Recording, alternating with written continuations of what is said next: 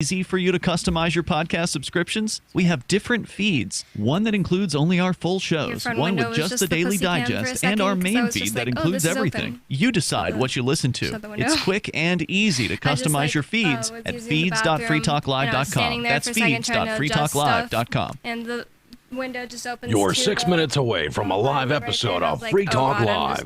Listen live at freetalklive.com.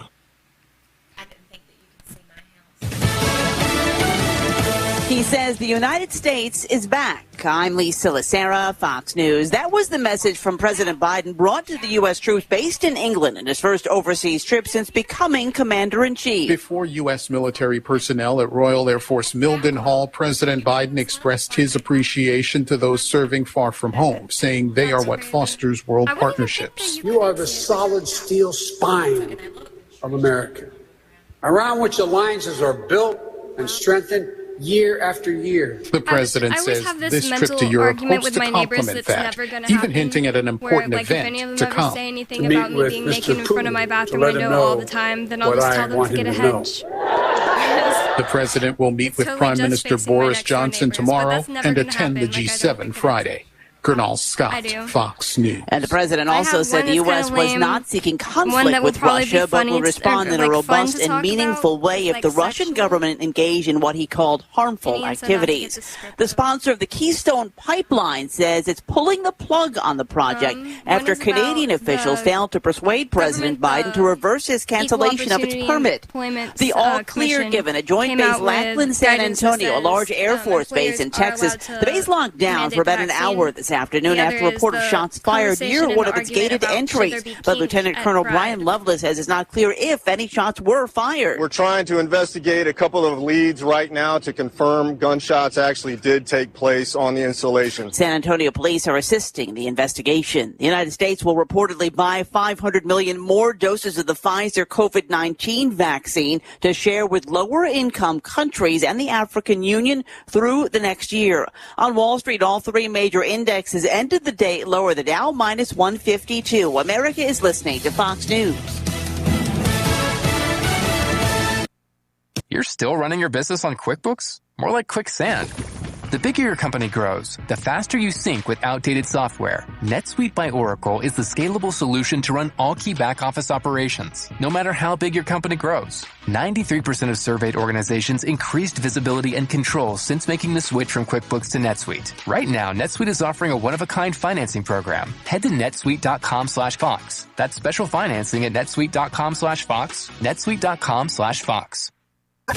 A Democratic Florida congresswoman who gained notoriety during President Trump's impeachment proceedings has announced a run for Senate. Florida Congresswoman Val Demings formally announces her challenge to GOP Senator Marco Rubio. When you grow up in the South, poor, black, and female, you have to have faith in progress and opportunity. From her video posted online, she's a former Orlando police chief and impeachment manager in the first Democratic attempt to remove President Trump from office.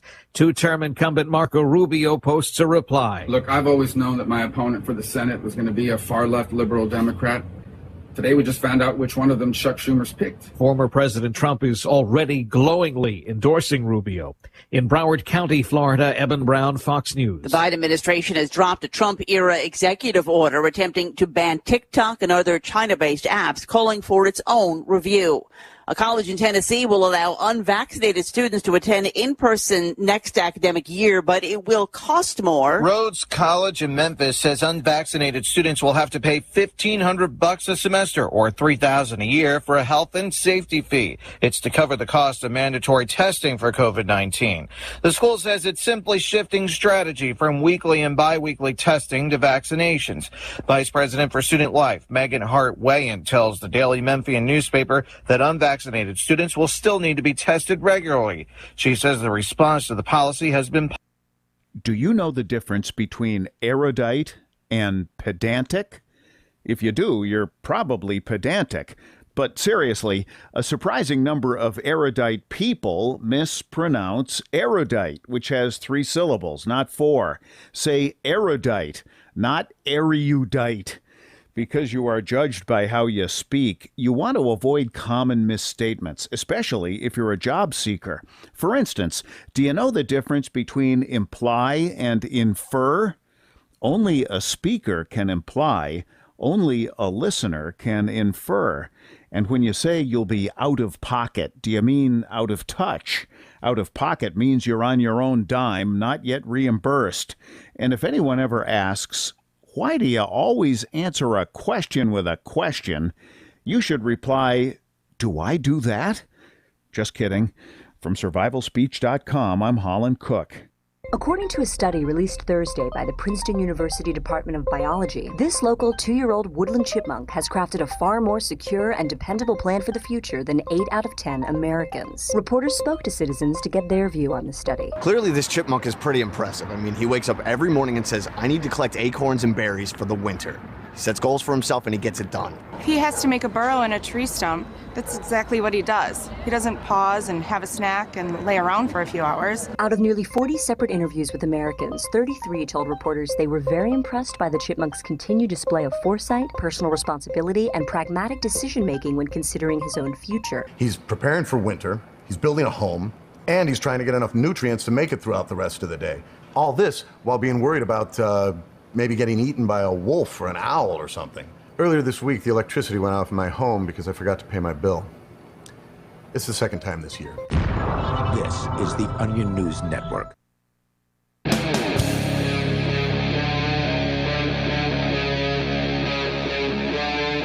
Free Talk Live.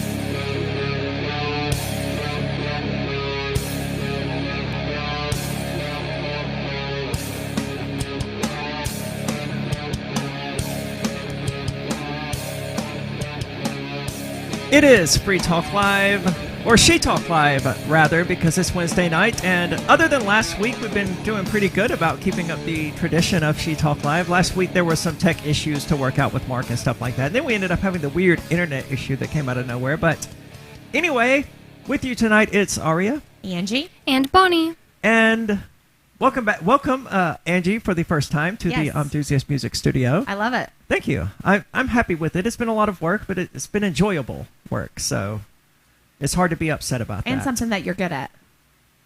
Well, I don't know how good at it I am. There's a rattle I need to fix right now if one of you can talk.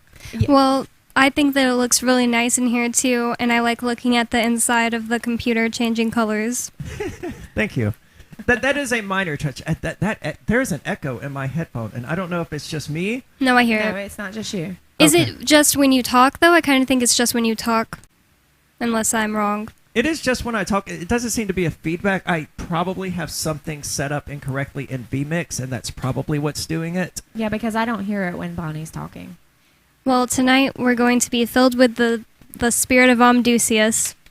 Well, Omdusius would be more helpful. Yeah, that did fix it. Okay, so I was correct. It was a vMix issue. Since I didn't know who Omdusius was or what it was, should you tell everyone what it is? Omdusius in satanic mythology is the demon of music, for whatever that's worth. I mean, obviously, it's just mythology, and that rattling is driving me crazy. But anyway, Omdusius is the demon of music, and I don't know, beyond that. He fixed the echoing just now, but didn't fix the rattling.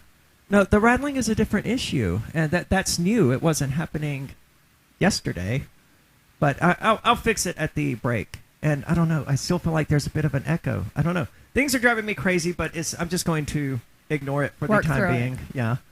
So anyway, Bonnie, tell us what you brought. You brought a story. I've seen this a lot on social media. People arguing left and right about whether or not kink belongs at Pride. Yes, I don't have much of an opinion, but I've also seen it discussed a lot. The title of the article from Insider is, "The debate over kink at Pride divides the internet, but the kink community has been part of queer protests and celebrations since Stonewall." Like clockwork, Now, when they say kink, what do they mean? Kink means just like any kind of... Without being graphic, obviously. Deviant sexual act, maybe just like outside of the norm. Yeah, without being graphic, it's something like maybe something that most people wouldn't be into sexually, but some people find sexually arousing. Okay, and they describe this as kinkiness? Yes. Okay. You can have a kink for a specific thing, or you can just be kinky altogether, trying all kinds of different stuff. Okay, now I'm confused about why this would, because kink isn't a sexual orientation, right? So I'm confused why there's any discussion at all about whether or not kink belongs at Pride.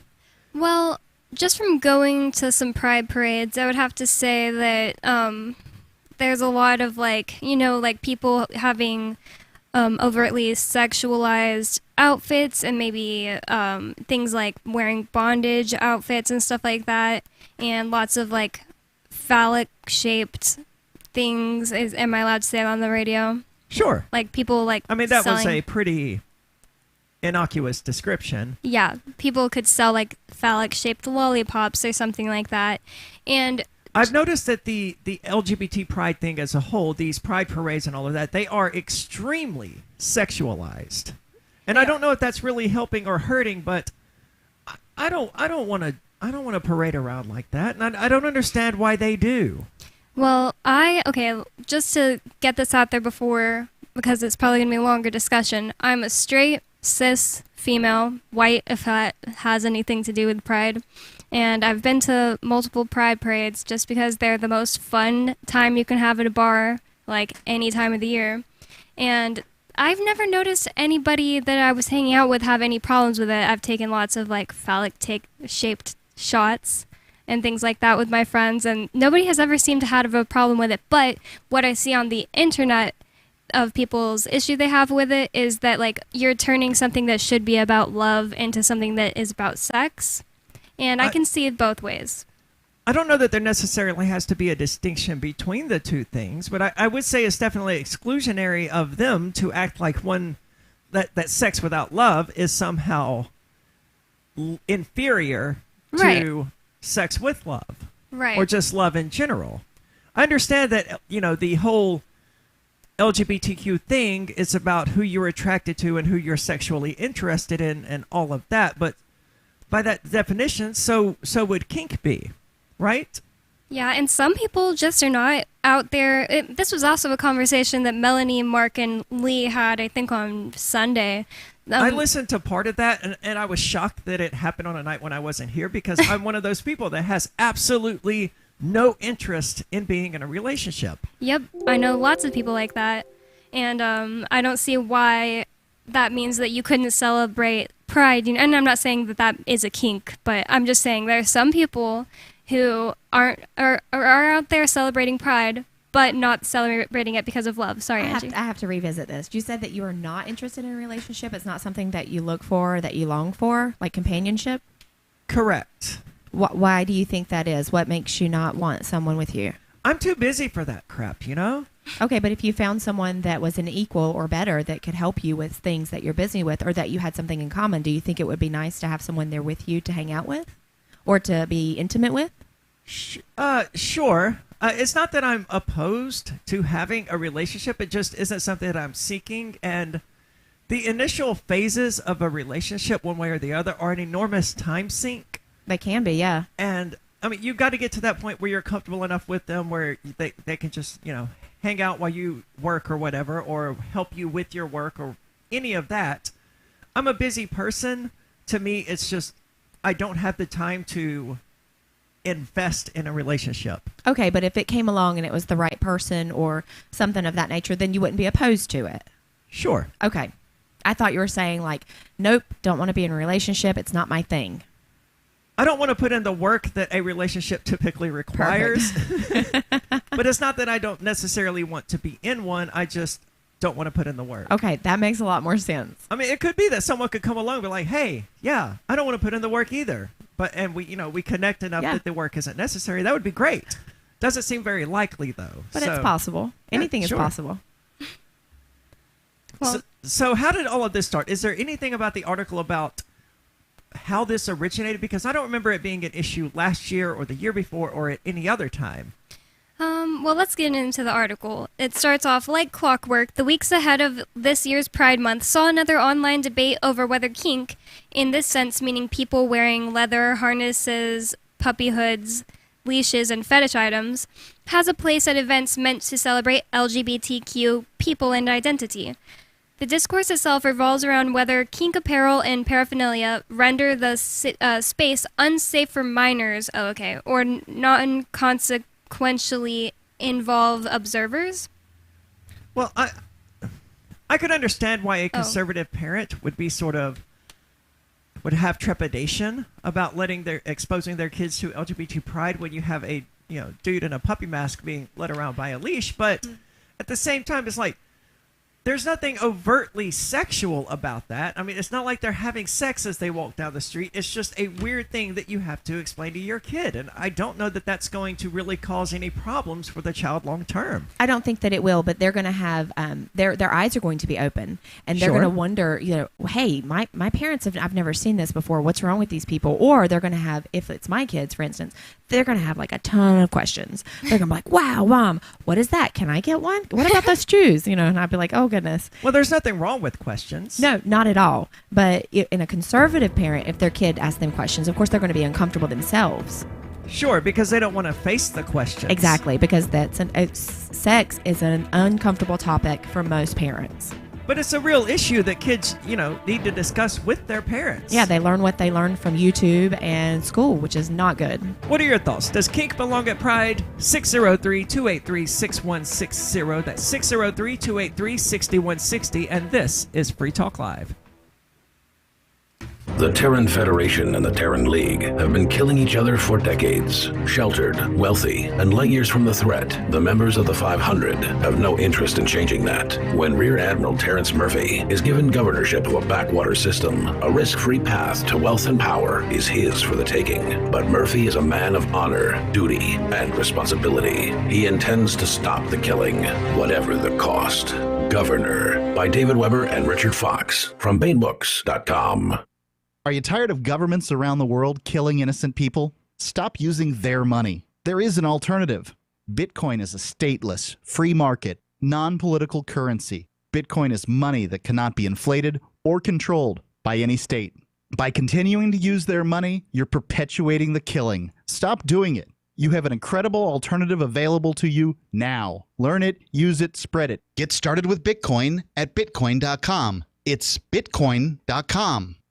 What if you want to hear the latest episode of Free Talk Live, but all you have is your phone, you forgot to download our archive, and you have no data connection? You can call our Listen line at 641-793-0191. That's a long-distance number, so you may incur charges. If not, listen as long as you want. 641-793-0191. The Free Talk Live Listen line, 641-793-0191.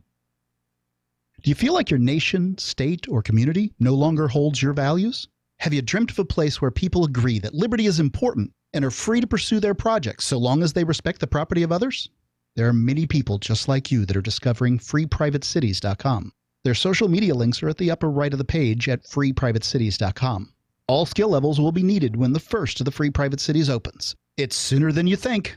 Stop arguing and build. freeprivatecities.com.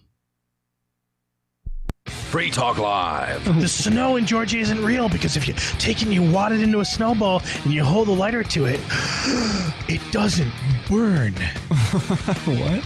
Yeah, that's the way snow behaves everywhere because it's ice. And there's considerably more air and heat energy in a snowball than there is in a tiny little lighter. But the fact that so many people can't you cut the Southerners a break? I mean, they've never seen No! snow. If you think that there's a conspiracy out there to spray plastic snow across the Oh, entire, is that what they're saying? entire state of Georgia, and you think that the snow isn't real, you're a moron. Wait, is that what they actually say in the video? That they're being like it's chemtrails?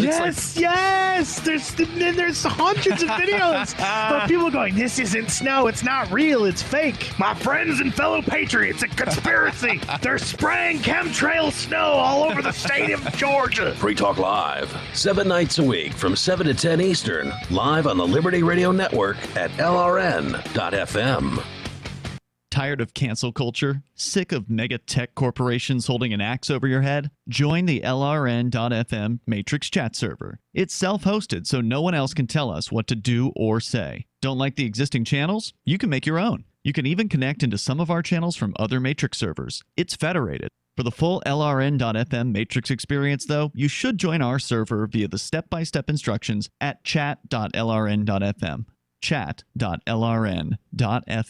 Looking for a great real estate investment? Consider New Hampshire, which is ground zero for the Liberty Movement. Your first call should be to Mark Worden from Porcupine Real Estate. He's more than just a real estate agent. He's your New Hampshire concierge. Where are the best places to live? Do you want farm, city, the burbs, or forest? Do you want a duplex or multifamily building so that renters pay your mortgage? There are homes in all price ranges in New Hampshire, and Mark can help with financing too. Invest in Liberty and property. Mark Worden can help. PorcupineRealEstate.com.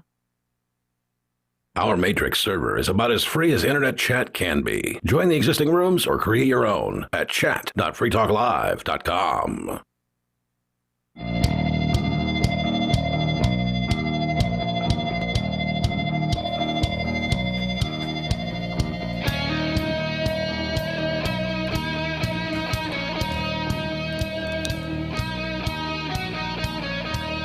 Welcome back. It is Free Talk Live, 603-283-6160. If you want to join the discussion, that's 603-283-6160. And I've got to get into the habit of saying it. It's She Talk Live tonight because it's Wednesday. With you tonight, it's Aria, Angie, and Bonnie. And I was going to I sat down yesterday. I don't know. My days kind of blur together because they start at 9 in the morning. They end at like 5 in the morning. But at some point in the last few days, I started working on new overlays for our Twitch and D-Live feeds, our video feeds, basically. Because here we stream in 1080 versus the other studio, which streams in 720. So just taking the overlays there and applying them here, it works, and that's what I ended up doing because I didn't get some information that I needed in time.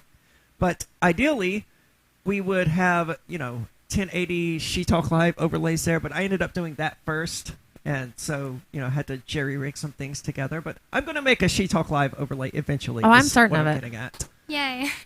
It's just a matter of getting around to actually doing it when there's all sorts of stuff that needs to be replaced beforehand, like, tubes and the preamps and stuff like that. And microphones. That microphone actually just arrived today.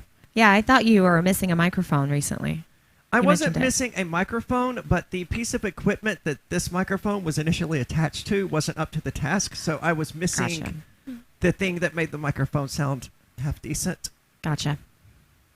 So anyway, we're talking about kink at Pride and whether or not it belongs there. Buddy, you have this article. Yes. Do they offer any sort of arguments one way or the other? Well, this is a tweet that they show of somebody arguing for kink at Pride.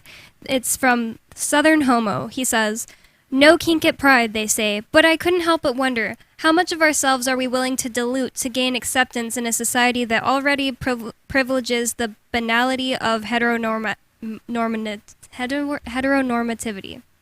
That sounded like a whole lot of buzzwords. It did. To be honest. Also, the thing I would like to say about that is just not everybody who wants to celebrate Pride necessarily thinks they're kinky. But they don't have to be. So, I mean, but even if you're not gay or anything like that, there are still kinky people. Still normal, average, asexual person that is kinky. Yep, and then there's all kinds of people at Pride who don't think they're kinky. So, anyways, I was just saying, it seems like he's saying that, being kinky is part of being not heteronormative. I don't know. So let's go on with the article. Kink is an umbrella term referring to specific sexual desires people have, which can encompass a range of preferences from dirty talk and spanking to BDSM, pup play, and more. Kink communities... They qualify dirty talking That's what I was thinking. That's exactly what I was thinking. I was like, really? Yeah, I was like, I guess they're starting We're from the all bottom. that way. Kink communities are very visible at Pride, though people of all sexualities can be into kink. The controversy over whether kink should be allowed at Pride is merely the latest in a line of questions about who is considered a part of the queer community and who gets to participate in ostensibly queer spaces. I've never gotten anybody tell me that I shouldn't be allowed at Pride because I'm straight. I've never had anyone kick me out of anything where, I used to go to the gay bar, the gay club, dance club all the time, and it was my favorite place. I've never been to a LGBTQ club or bar or whatever where they kick someone out for not being Nope, me neither. LGBTQ. They were always that seems welcome. weird. Seems more like an internet argument type thing. Yeah, that would never happen. It's always a bunch of like straight girls, gay guys, and a few lesbians at like the gay clubs I used to go to. That's exactly how it was. Yeah. I mean, how would they even know whether or not you were gay or straight anyway? True. I mean, Well, when I used to go, people used to try to pick you up or whatever, and you said, no, I'm not interested, or I would go with Michael, Okay. and they'd be like, oh, you're with him? I'd be like, yeah, but I would dance with them and have fun. I mean, they were a lot of fun. that was always an issue for me because I had a best friend that was like this with. We had like the same birthday, and we did everything together, and people always thought we were a straight couple, and we weren't going to be able to pick up any guys if everybody thought we were a straight couple. It was very annoying. She was a girl? No, he was a boy. He was a boy. Oh, okay. So we walked around So looking he like a was straight gay? couple. Oh yeah, he was gay, Okay. and I'm straight. So nobody's going to approach us looking like a couple. So we were always like, stay 6 feet away from me. That's pretty funny. I love that. It was your birthday, right? Happy birthday. Oh, thank you. Yeah, It was you're June welcome. 6th. Oh, see, and I knew that, but I forgot it because June 7th is actually my sister's birthday. Oh, that's crazy. I remember it. I remembered it too because I actually told everybody in the car, "Oh, it's Bonnie's birthday today. We need to all tell her happy birthday." And then I kept driving, and that's how it went. Well, thanks. Yeah, I forgot. Happy birthday. Thanks. So the arguments here are that I don't understand where the straight exclusionary stuff came in at. I have my own interpretation of the straight exclusionary nature of LGBTQ because, like you, Bonnie, if you were to go to an LGBTQ pride parade, you wouldn't be going there as a straight person, right? You would be going there as an ally. You're not allowed to just be straight. You're either an ally or you're homophobic. So the actual sexual identity of a heterosexual person is determined by their relationship to the LGBT community, not the fact that they're straight. If you're straight and you're friendly with LGBTQ people, then you're an ally. If you're straight and you're not, then you're homophobic or transphobic or whatever phobic. It's a screwed up way of defining everyone in their paradigm. There's no S in the alphabet soup that they created, and there never will be. They don't accept heterosexuality as a valid sexual identity. You can be an ally, but you can't just be straight. I'd never heard that. I didn't know that. I've never heard anyone else say it. Yeah. But that's my take on it. I feel They like- should just be straightforward and call themselves EBSP, everyone but straight people. That would be more honest, and it's a lot shorter than LGBTQIAAAP+. Yes. I think that a lot of that is internet conversations because the thing is, like, almost like 90% of my friends are gay guys in Texas, and I've just spent most of my time at like concerts and clubs and stuff with gay guys because straight bars are just not fun. I don't like getting hit on at a bar. I'd rather somebody in a normal setting hit on me. And I want to just dance and listen to good music, not like R&B or whatever. Anyways, so I've never had any kind of issue like that in person. But I think that it would be something somebody would probably say to me if I was online talking about gay issues. I'm sure somebody who is anonymous, would say something like that, but never in real life. I don't know. I get called a bigot and a transphobe and a homophobe with shocking regularity. I mean, God. especially on social media. It's just absurd how people interpret the world. Do people say that to you, like when you go out, or does anybody No. say anything? Or I wonder, like, if people actually had the kahunas to actually say something if they felt something. No, of course not. Do people look at you? Like, do you get looks or anything? Like here in Keene? Yeah. Not really. No, because you live here. Yeah, no, Okay. no one thinks anything about it when they see me anymore. I mean, there was a time when I'd been living here for like 3 months where there was some weirdness. Mm-hmm. But since then, I mean, it's kind of hard to miss me. Yeah. And I've been running around here for 2.5 to 3 years, so everyone has seen me at this point and knows that, hey, there's a 6-foot-tall redheaded tranny running around Keene, and that's fine. Yeah, my little girl loves that 6-foot-tall redheaded tranny. But yeah, I love Keene, and I mean, it's a college town, so it leans liberal anyway, but Yeah. no one seems to take any issue That's with awesome. it. Because, I mean, I wouldn't think that people would have to come up and say something, but they might. Some people are rude. They're mean. They are, but not here in Keene. That's excellent. Yeah. Mostly online. What are your thoughts? What are your experiences? Is the online world even relevant? Because I prefer to just shrug all those people off. 603-283-6160. It's Free Talk Live.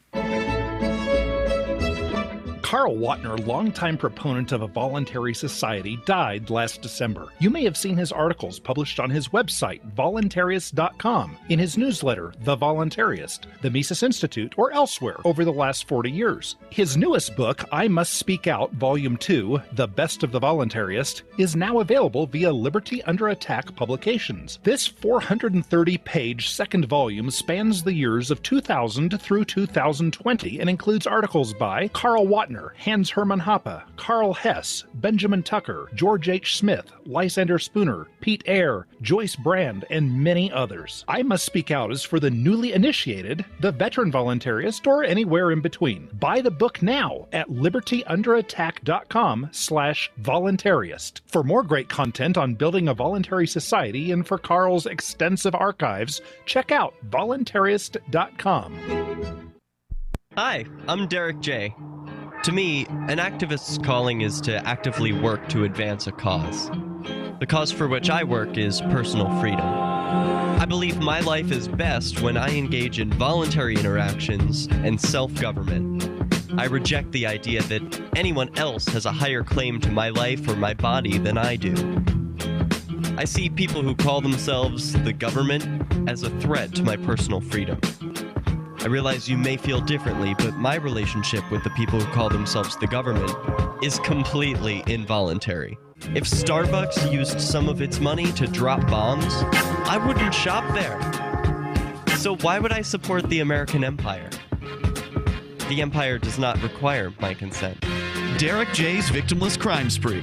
Watch it for free and order the Director's Cut DVD at victimlesscrimespree.com.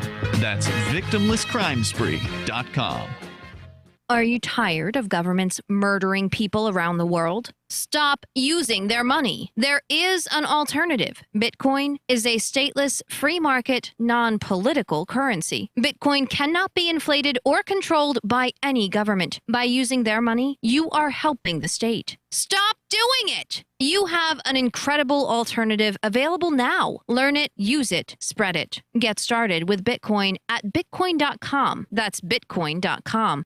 Some of you asked, and now we've delivered. LRN.FM's live Keene, New Hampshire studio shows are now streamed in HD on Twitch. Visit our channel at twitch.lrn.fm and give it a follow. If you have Amazon Prime, you get one free subscription on Twitch. If you use it on our channel, Twitch will give LRN.FM a monthly piece of your Prime subscription cost. So please watch, follow, share, and subscribe to twitch.lrn.fm. That's twitch.lrn.fm.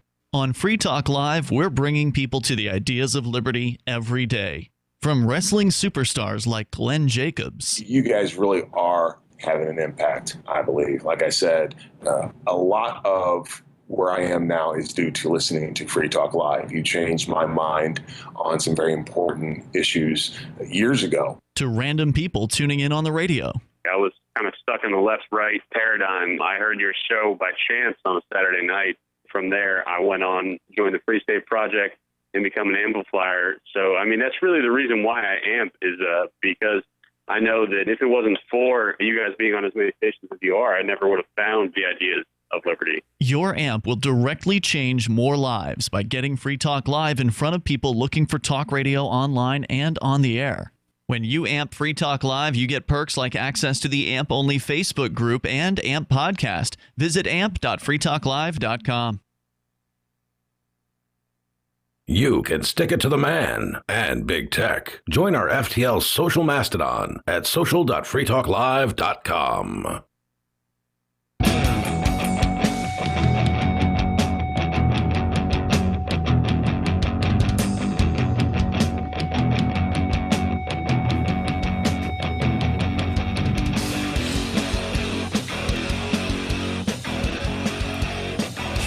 It's She Talk Live, your Wednesday night edition of Free Talk Live. 603-283-6160 if you want to join the discussion. That's 603-283-6160.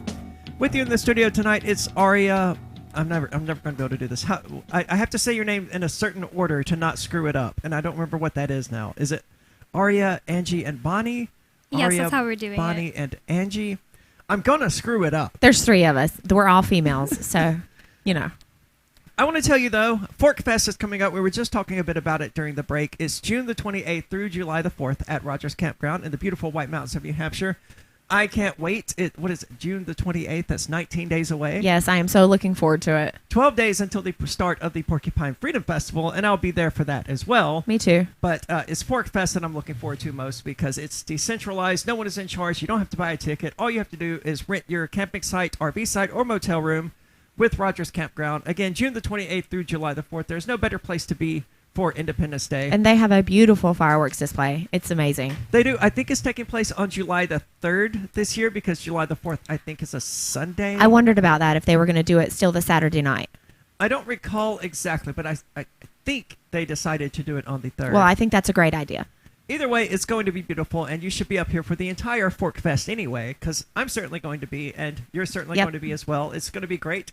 It's true that one person who should be there is not going to be there, and it's going to leave a great big gap that everyone is going to notice. But it's important because of that gap that all of us come together as a community and have a good time and celebrate the small victories that were had in light of the great battle before us. Yes. So check it out. Forkfest.party is the unofficial website because nothing about Forkfest is official. Forkfest.party. It's going to be a good time, and I'm looking forward to it. And I'm looking forward to it for numerous reasons, but the main one is that even when I come back from it, my vacation from my other place of work isn't really coming to an end. Like, I'm still going to be working there, but it's going to be like 6 to 10 hours a week. And wow. How are you going down so much? Because you work a lot more than that. Well, I told them that I just don't have a choice. Okay. You know, I can quit entirely, or I can help you out in the periods where you need me the most. Okay. And they were like, well, between the two, obviously, we want you during these few periods. So. And you think that you'll actually be able to just work that minimum amount of hours? They're not going to. I'm not going to let them give me more. Okay, good. I'm too busy for and you that won't nonsense. stay. You won't be like, yes, I'll just stay. No, I won't be able to because the schedule I'm looking at is Thursday and Friday, 3:30 to 6:30. Okay, well that's not bad. No, and I can't stay beyond 6:30 because I have obligations with Free Talk Live in one form or another. So they can't make me stay, and they can't really make me come in early because prior to that, I'm going to be spending my day calling affiliate radio stations and stuff like that. So by vacation, do you mean you're going to immediately go back to or start working your 2 days a week? Because if not, you should make some music in here. That'd be cool. Yeah, well, I took the drum set out of here, unfortunately. So I mean, it's still the Amdusius Music Studio, but its primary role right now is best served being a broadcast studio, and with the music part of that being secondary. And I kind of hate that, but that's just the reality of the situation. Free Talk Live is infinitely more important than the ability of Aria to just sit down at her drum set and start recording something, right? Yes, I think so. You have a drum set too? Like you play the drums as well? Yes. Because you're really good at the guitar. I'm not as good, anywhere near as good as Michael at drums, but yeah, well, I'm capable. He should practice more because he's good. But if he practiced more, he'd be like excellent. He's good though. He is good. He drummed for us last year at Fork Fest, and we were hoping we were going to do it again this year. But let's just say other stuff came up. Yeah, that's one way to put it. You should start making music on the computer. No, I'm an actual musician. I have no interest in programming beats and stuff like that. If I can't play it, then I don't want to hear it. I remember the first practice that you guys did, and I opened up the kitchen window, and I was like, okay, here goes. And I put my head out there, and I listened, and I was like, dang, they sound really good. Nice. And it was the first time, and like I put my sister on the phone, and I played it for her, and she was like, is that them? And I was like, yeah, that's them. She was like, dang, Angie, they are pretty good. She was like, I was a little worried when you told me that they were going to start a band. The Fork Fest recording did not come out nearly as well as I would have wanted. I mean, we did sound checks and all of that during the day, but then night fell and the acoustics of the area just changed dramatically. To the extent that the only song that really came out sounding decent was War Pigs. Yep. Everything else was just kind of, yeah, that's garbage. I never want to hear it again. You couldn't hear the words. Who wrote War Pigs? Black Sabbath. Oh, I thought it was one of y'all's songs. No. Oh, no, we only did 2 originals, I think. I mean, we didn't have time to write it. We came up with this idea at a nightcap in early May. about 6 weeks before Fork Fest. Michael did not even have a set of drums. Yeah. We drove to Mass to get them, and he had not touched the drums in years. And he was like, "Okay, I'm gonna perform." And I was like, "What?" Yeah, we were just hanging out. We're like, "Hey, that would be really cool." And I was like, "Okay, well, I've got this." And Kepler's like, "Well, I've got this." And Michael was like, "I can play drums." And was like, "Okay, we've got 6 weeks. Let's do it." And they did. So pulling off what we did in 6 weeks, I'm still really happy with it in the grand scheme of things, but it's not going to happen this year.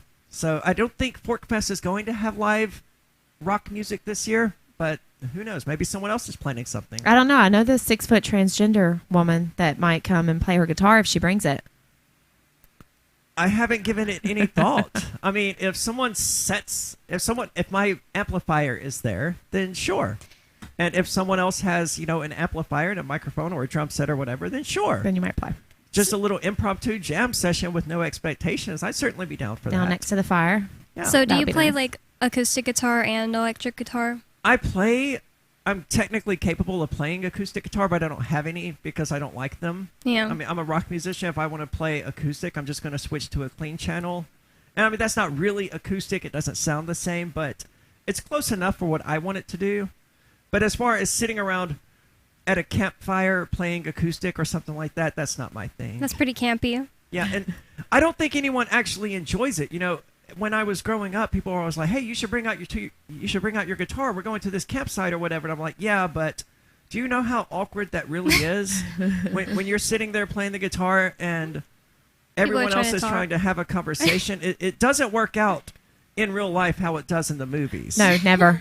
And it's just you ultimately end up just putting the guitar down and quietly forgetting it ever happened. So it only took me one time of trying that to be like, yeah, that's stupid. Not for me. I can agree that usually it's annoying. I mean, there was like a time when I was like, wow, this is really fun right now because they're singing Beatles songs and like somebody knows all the Beatles on an acoustic guitar and like we can sing along. But I was really drunk, so that's probably why. You enjoyed that because you were drinking. It was like one time ever. Sometimes, usually, it's just embarrassing for everyone involved. Yeah, it's not a good time. Speaking of embarrassing for everyone involved, we were talking about kink at Pride. I don't know that that's embarrassing. I'm a pretty kinky person, but I keep that in the bedroom. I can't imagine taking my kink out into the real world. It's not embarrassing. Like, hey, look at me. It's just not my thing. It's not embarrassing to me either. I just thought that was funny. It's a good segue. Maybe to some conservative moms, like Angie was saying. Not like Angie, but like you were saying. Oh, yes, not like me. Yeah. Okay, this says the eruption about the argument about should there be kink at Pride online, which has occurred repeatedly in the past, ignores the fact that kink has historically been a part of Pride and the LGBTQ rights movement as a whole. People began to challenge the presence of kink at Pride in major online discussions in the late 2010s. Discussions around the presence of kink, BDSM, and leather at Pride have been emerging online and in media coverage and blogs across the past decade, with increasing intensity across the latter half of the 2010s. Who are these people who have nothing better to do than to sit around arguing on the internet about whether or not kink belongs at Pride? Well, it probably makes people uncomfortable because they do it in the open, and there are probably people who live around there or have to come through the area, and so they're like, oh, this cannot happen. Here's the thing. There are some daytime Pride parades, but you just shouldn't have your kids at like a nighttime out in front of the club's gay pride parade, in my opinion. What is your opinion on this? Give us a call. Let us know what you think. 603-283-6160. That's the call line for you to do that. 603-283-6160. This is She Talk Live. The Free State Project has reached its goal of 20,000 liberty lovers who've pledged to move to New Hampshire and get active to achieve liberty in our lifetime. Perhaps you're trying to figure out what part of New Hampshire should be your destination.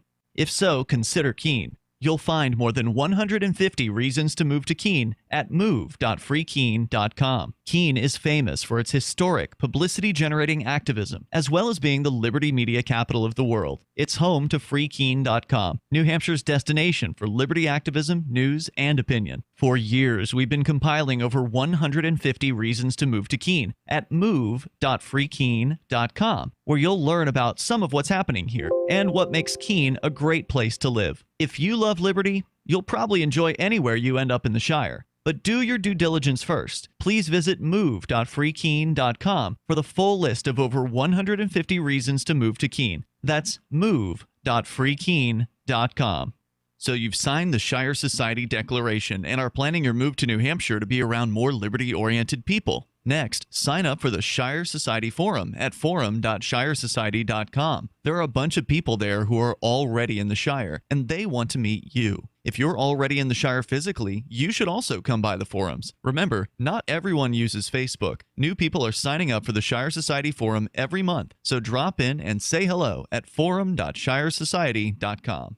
If you want to know the latest about Free Talk Live before we go on the air, all you need to decide is how you want it delivered. It's your choice. Visit news.freetalklive.com to receive our usually weekly news updates by email. Plus, we have a Twitter account at twitter.freetalklive.com, and you can follow us on the decentralized Mastodon platform at toot.freetalklive.com. So please follow us at toot.freetalklive.com and sign up for our emails at news.freetalklive.com.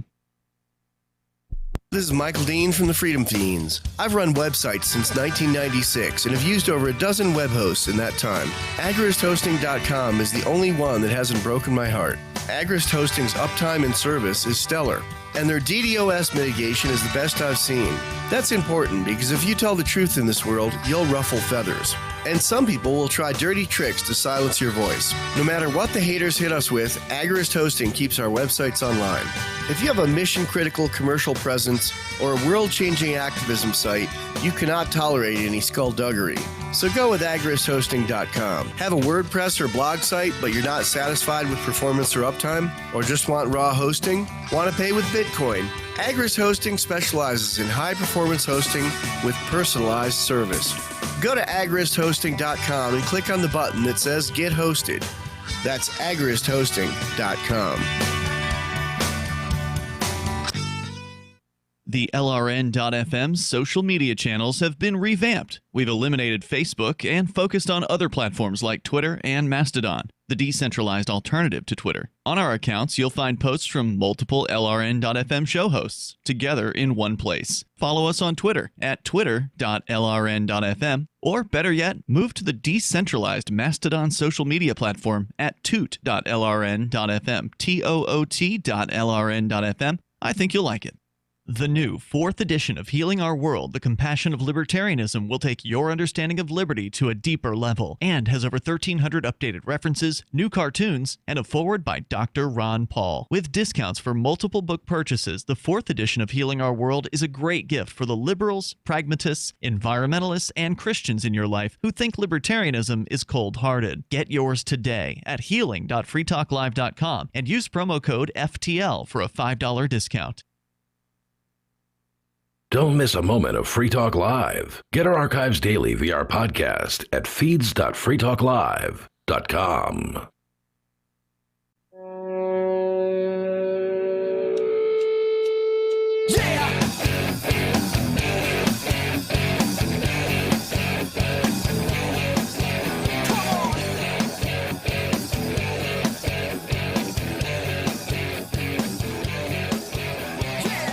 It is Free Talk Live, talk radio that you control, 603-283-6160 if you want to join the discussion. That's 603-283-6160. Now, we're going to move along here from Kink at Pride. Something that has been bothering a lot of people since the start of this vaccination nonsense is this idea that employers may require the vaccine in order to continue employment.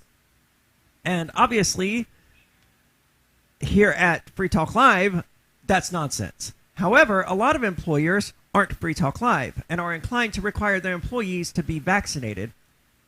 Angie, you brought in a story tonight about the Equal Employment Opportunity Commission saying that, or maybe it was Bonnie who brought it in? It was Bonnie who brought it in, sorry.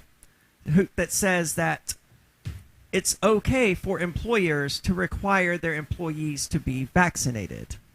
Yes. Employers are allowed to require the COVID-19 vaccination and can also legally provide incentives, including cash, to workers who get jabbed, according to the updated guidance from the Equal Employment Opportunity Commission. Companies must still provide reasonable accommodation for employees who are exempt from mandatory immunization under the Americans with Disabilities Act and Title VII of the Civil Rights Act. The Commission also stated that employer incentives... I don't know what Title VII of the Civil Rights Act is. I feel like that's something I should probably know, but I don't. Let me look it up. I think it's the religious exemption, because I know growing up my mom got religious exemptions for me to not have to get vaccinated to go to high school or to go to school, like elementary and middle school. Okay. But there are a lot of states that respect the... It says it prohibits employment discrimination based on race, color, religion, sex, and national origin. Okay. So it's just employment. Well, okay, so companies must... the Commission also stated that employer incentives must not be coercive, but stopped short of providing examples of legal offers. Some experts say there's enough legal gray area that a flurry of lawsuits could arise as companies start to bring their workers back to the physical workspace as the COVID-19 pandemic eases in the U.S. I wonder how they can have their employees wanting to come back to work, because it probably is very comfy and nice for people working remotely. And if they can do their job remotely, why would the employer bring them back? Because it's got to cost them less money to have them at home. A lot of jobs can't be done remotely, though, which is where I'm at. But yeah, if I could do my job remotely, that's obviously what I would prefer. Well, the average office job could, like especially if you're a receptionist, like if you're just answering phones or doing billing or something like that. I know when I did IT work for a living, a lot of that was done remotely, and I vastly preferred, just connecting to their network from my house and doing it from there instead of having to drive there and do it. Absolutely. And then they're over your shoulder. What are you doing? Yeah. Do you have to do that? What's that? And unless I had to actually go there to install a printer or run a cable or something, there was no reason for me to actually go there in person except to make it known that I was there and working on the issue. Yes. So working from home is definitely... It's the ideal, really, as far as I'm concerned. Mm-hmm. I wouldn't want to go back to an office space. No, neither would I. Have a choice. Mm-mm. I mean, here I'm transitioning primarily to essentially working from home, and I'm like, yeah, this is going to be You're looking fantastic. forward to it. No more having to deal with that stupidity. I can just pop down to the studio and do a show. Yeah, exactly. It's ideal. Yeah, I wonder. I don't know. Would employers want their employees to come back physically to work? Because wouldn't they have to pay them more? Or do they pay them less? I don't think that their pay probably was adjusted when they went remotely. But what I'm thinking is that it's going to cost less power if you have a physical location. It's going to cost overhead. It's going to cost, stuff like that, internet at your property. And if you can have everybody do their job remotely, then why do you need an actual location? That's my take on it. So tell us about what the Equal Opportunity Employment Commission is actually requiring. I mean, they said they can't use coercive tactics. That's like saying, oh, we're going to fire you if you don't get the vaccine. I assume that's what they mean. I didn't realize that was the end of that article. They didn't actually link to the... Oh, here we go. They linked to the guidance, so I can bring it up. But that was the end of that article. Well, the guidance is likely to be pretty boring. I mean, it's just shocking that we've reached a point where employers can say, hey, you have to be vaccinated against this thing that's as deadly as the cold. I've had it. Most of the people I know at work have had it in some form or another. I probably had it, but wasn't tested. Half the people at Free Talk Live had it, and I don't know none of these people with whom I'm associated died. No, none of them were even hospitalized. Have you noticed that the signs have changed in a lot of the stores now? If you're fully vaccinated, you don't have to wear a mask. It's up to you, basically, is what it says. Well, I haven't seen that. I would lie in a heartbeat if I'm going to get treated like a second-class citizen. We were talking about that last night at our potluck, and someone said, well, you can say yeah, because they're not asking what you're fully vaccinated against.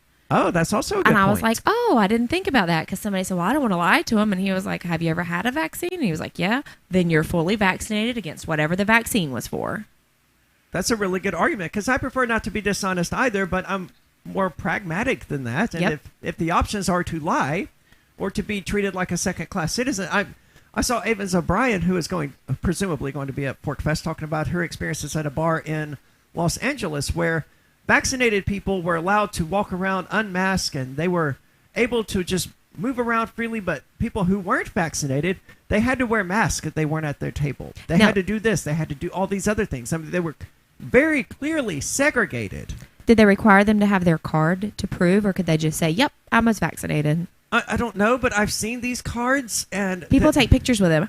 Yeah, it would be really easy to spoof one of these. So I can't imagine anyone seriously trying to take it as proof of having gotten a vaccine. You know what? You never know what people will accept. I mean, you can probably find a blank one on the internet just by Googling it. I am sure. And it will have some fake doctor signature on it and everything, and no one will ever know. Or a picture of someone else's they had printed out and who's going to ask you for proof that it's your name on it. Well, a bartender might, to ask for your ID or something.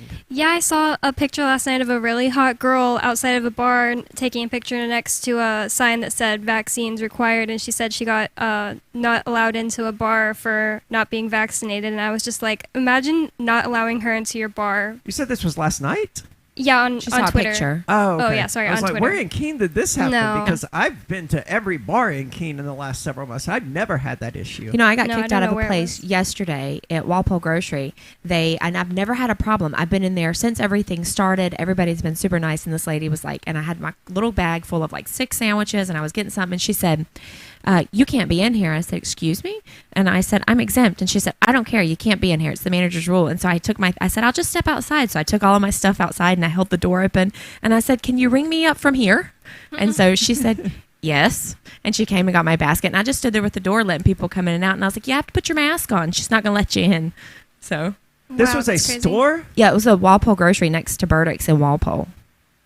I assume she didn't know that it's a health code violation to just have your door held open like that for an extended period of time unless you're receiving a delivery of some sort. I don't know. She didn't know about that violation, but she knew I shouldn't be in her store. She gave me your manager's number. Yeah, these people don't care about health. They care about the feeling of power they get from telling somebody no. That's exactly what it was. It was about her wanting that because I had never seen her in there before, and she wanted that power.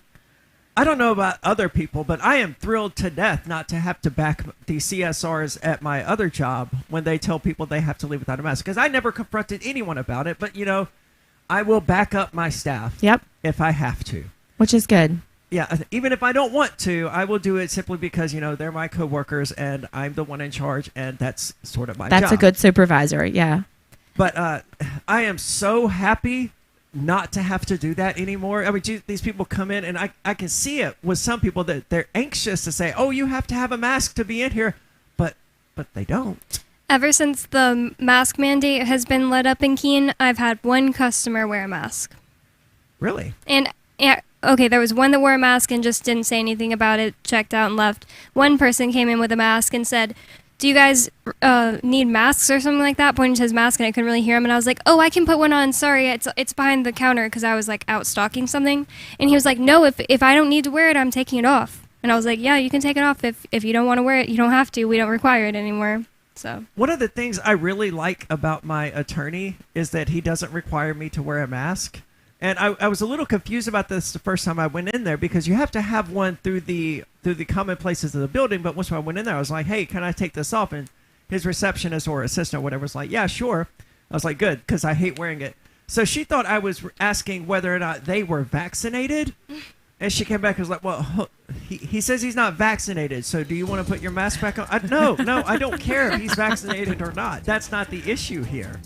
So it's all very weird. And I've still seen plenty of people wearing masks, and I don't get it. As soon as that regulation lifted, I stopped wearing them in stores and stuff if I didn't absolutely have to. Oh, yeah. I can't imagine the people who were choosing to wear these things in 93-degree weather here in Keene.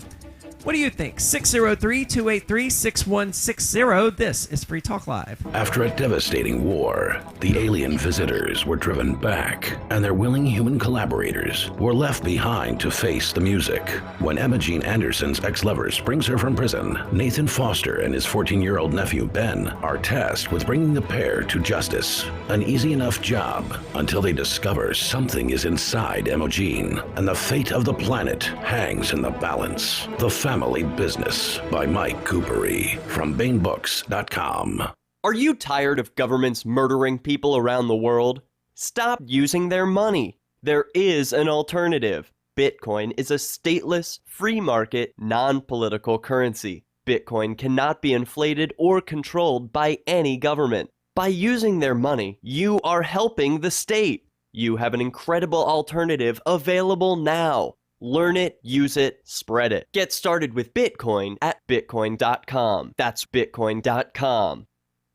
Are you a cryptocurrency advocate? The Crypto Tip is the ideal outreach tool to help new people discover cryptocurrency. It's a printable business card-sized tip that you can give to service providers, preferably in addition to a good cash tip. When the server scans the QR code, it'll bring up an explanation of cryptocurrency, how to install a wallet, and allow them to claim the tip. If they don't claim the crypto, you get your tip refunded to you after a time period you specify. Plus, if they do claim the tip, you get an email alert. Create as many tips as you want at cryptotip.org. That's cryptotip.org. There are lots of ways to listen to Free Talk Live. Our podcast has been around since podcasts began, and now the FTL feed is loaded with content besides our full show archives. Did you know that we make it easy for you to customize your podcast subscriptions? We have different feeds, one that includes only our full shows, one with just the Daily Digest, and our main feed that includes everything. You decide what you listen to. It's quick and easy to customize your feeds at feeds.freetalklive.com. That's feeds.freetalklive.com.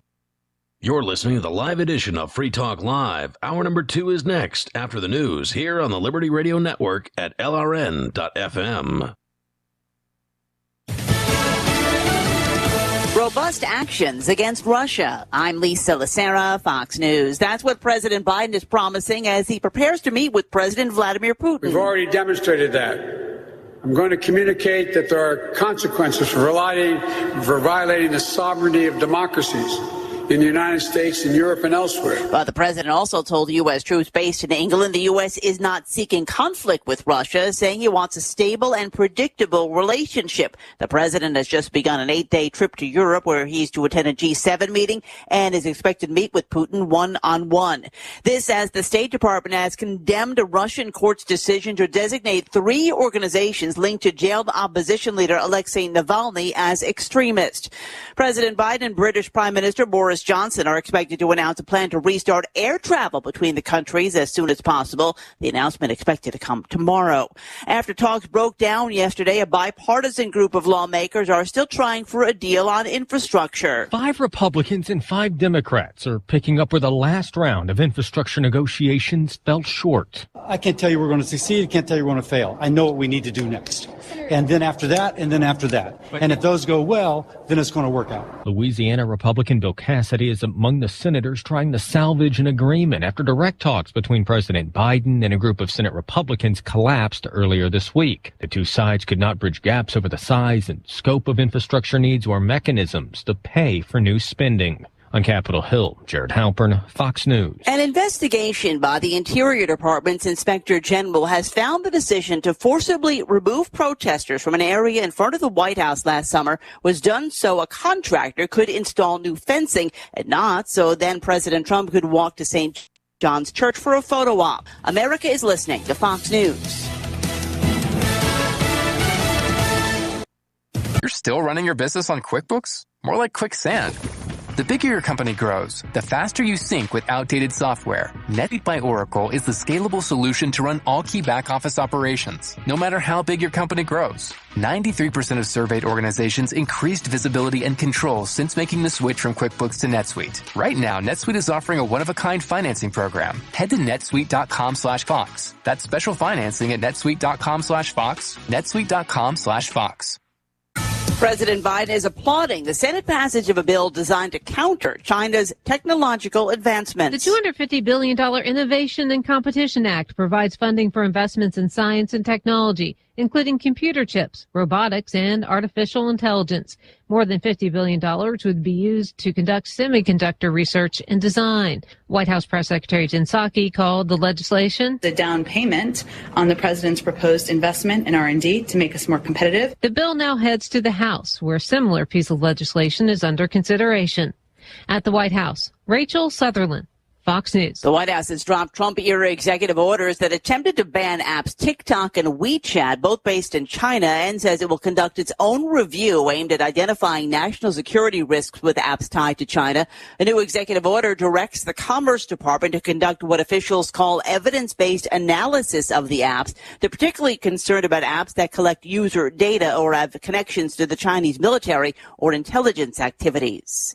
Another food company is announcing price hikes. Campbell's Soup says it's dealing with supply issues. It's paying more for ingredients and transportation, so it will be raising prices later this year when its new fiscal year starts. Campbell's makes its namesake soup, SpaghettiOs, Prego sauces, and the Swanson Goldfish and Lance snack brands. Sales declined 12% in the recent quarter, which compared with a year ago. We have some good news. The indictments against Ross Ulbricht in the District of Maryland were dismissed with prejudice, meaning they can never be refiled. This is especially good because those indictments contain the only charge ever made that Ross engaged in murder for hire. This was a serious allegation that Ross Ulbricht denies. It was never prosecuted or ruled on by a jury, but was trumpeted by the federal government and the media as if it were proven fact. The Maryland court held these indictments for almost 5 years, poisoning Ross's case and leaving him under a cloud of unproven allegations. As explained in Ross's appeal to the Supreme Court, the fact that the judge used these allegations to give Ross a draconian sentence of double life without parole violated his Sixth Amendment right to a jury trial. Judges are required to issue sentences based on convictions decided by a jury, not unproven allegations never even charged at trial. Although this is a positive development, the dropped indictment will not set Ross free. Now, a presidential pardon is Ross's only hope of freedom. Sign the petition at freeross.org.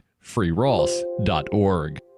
Following today's press conference in which NASA announced its continuing search for a planet capable of supporting NASA, researcher Dr. Kenneth Heiser sat down with Onion reporters to detail their ongoing mission to find a NASA habitable planet. Our objective is to find a planet capable of nurturing not just life, but also a sustained interest in the exploration of the cosmos. Such a planet would need to have water and proximity to light and heat, but also life forms with even the vaguest understanding of the importance of astronomical exploration. Ultimately, this would need to be a planet with organisms that have a genuine interest in expanding the limits of their knowledge. Heiser added that any planet capable of supporting NASA would need to be able to generate a steady stream of financing to meet the agency's $18 billion annual budget. The important thing is we just need to be patient.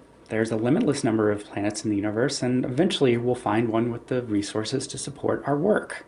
We just have to, right? This is the Onion News Network.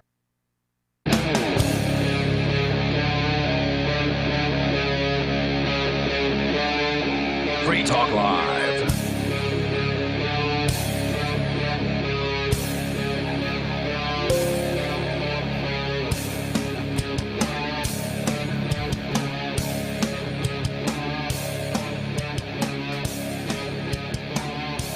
Free Talk Live, talk radio that you control. 603-283-6160. If you want to join the discussion, you are welcome to 603-283-6160. And with you in the studio tonight, it's Aria, Angie, and Bonnie. And evidently there's a stripper shortage. I don't know exactly what that entails. I actually have never once in my life been to a strip club. Me either. I've only been twice. I thought they were popular, you know, but most of the people I know have never been to a strip club. Well, again, it's something that people are uncomfortable with. I'm not uncomfortable with it. But if I want to see a girl naked, there are easier ways to do that than throwing your money at them. Yeah. I think they just seem kind of like sausage fest. Like I don't really like straight bars in general. I don't like a extremely male you know, it's going to be mostly males there. Bar even more. Obviously. Yeah. And then they're just going to be ready for whatever. And then, like, you're the target because you're not a stripper, so it's not hands off. Oh, my God. Well, I don't know. It doesn't make me uncomfortable. It just never sounded like a funner bar than, like, a gay bar. So they did say that on ZeroHedge.com says National Exotic Dancer Shortage forces New Orleans Strip Club to offer signing bonuses. Joe Biden's universal basic income is worsening the unprecedented nationwide labor shortage that even strip clubs face difficulties in hiring. Well, it's not a universal basic income yet. Are they talking about like the child tax credit that they're going to spread out? Is that what they're... I don't know. So what do they say? What do they mean when they say the universal basic income? I presume they're referring to the push from the left for there to be a universal basic income instead of just these $1,000 stimulus checks every so often to just give one every month. I don't know what realistic chance that has of passing or if Biden administration supports it or not. I was pretty sure that the one for the child income credit did pass. that if you have a kid as the parent, you'll get a certain amount, and for every child, you'll get $250. And the first deposit is supposed to start on July 15th for people. And they're going to give this every single month? Every single month. Like me, I would qualify if I calculated $800. For all 3 kids, even though one is 16? Yep, until he's 18, I would qualify for it. And there's no way to opt out. So the government is just going to send you a check? It's supposed to be deposited once a month. And that's what I was reading not too long ago about it. And it was like $250 per child and so much for me. That's insane. I thought so too. But they said that what they're going to do is do that instead of give a large child tax credit. Because I think like the child tax credit is like either $2,600 or $3,600 per kid that you're supposed to get back on taxes. And so they were just going to divide it through the months and you were going to get it monthly. Well, that's probably okay for people who are fiscally irresponsible, but I know a lot of people look forward to tax season. They're like, yeah, I'm getting $8,000. Yeah, what I hate about it is that they're like, I'm getting $8,000 back, but you're not getting it back. You're just getting it. Yes, that's exactly right.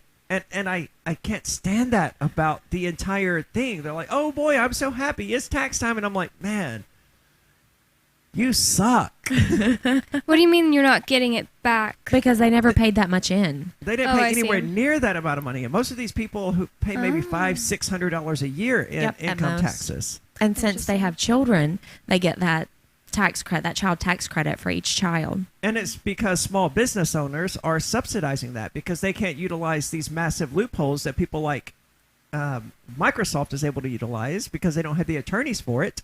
So they're just getting raked over the coals in taxes, and they end up paying in so that these people with 6 kids can get $10,000 back or whatever. Oh my God. Oh, okay, that makes a lot more sense. Because anytime I have gotten taxes money back, I don't know, I never sat there and calculated it, but I guess it does seem like a lot. I've never gotten $10,000. Well, no, it's having kids. Yeah, that gets you that it's for massive amount of money. They stopped. They used to get a full child income tax credit for each child, but they do now. It's like after the second child, you don't get a full one. You get like $700. So if you have like 10 kids, then you only get 2 full income credits plus $700. What is the income credit? It's like $3,600. Jesus, just for having a kid, $3,600 for having a child. Just for having a child. Yeah, that's $300 a month, right? Yeah, well, they give or count. take. Yeah, it was like I was supposed to get like when I read the article and it was like, oh, it was like calculate what you'll get, and I was like, here's me, and I have 3 kids. What would I have gotten? And it's like $800 a month, and I was like, seriously, for what? Like, why would you give me that?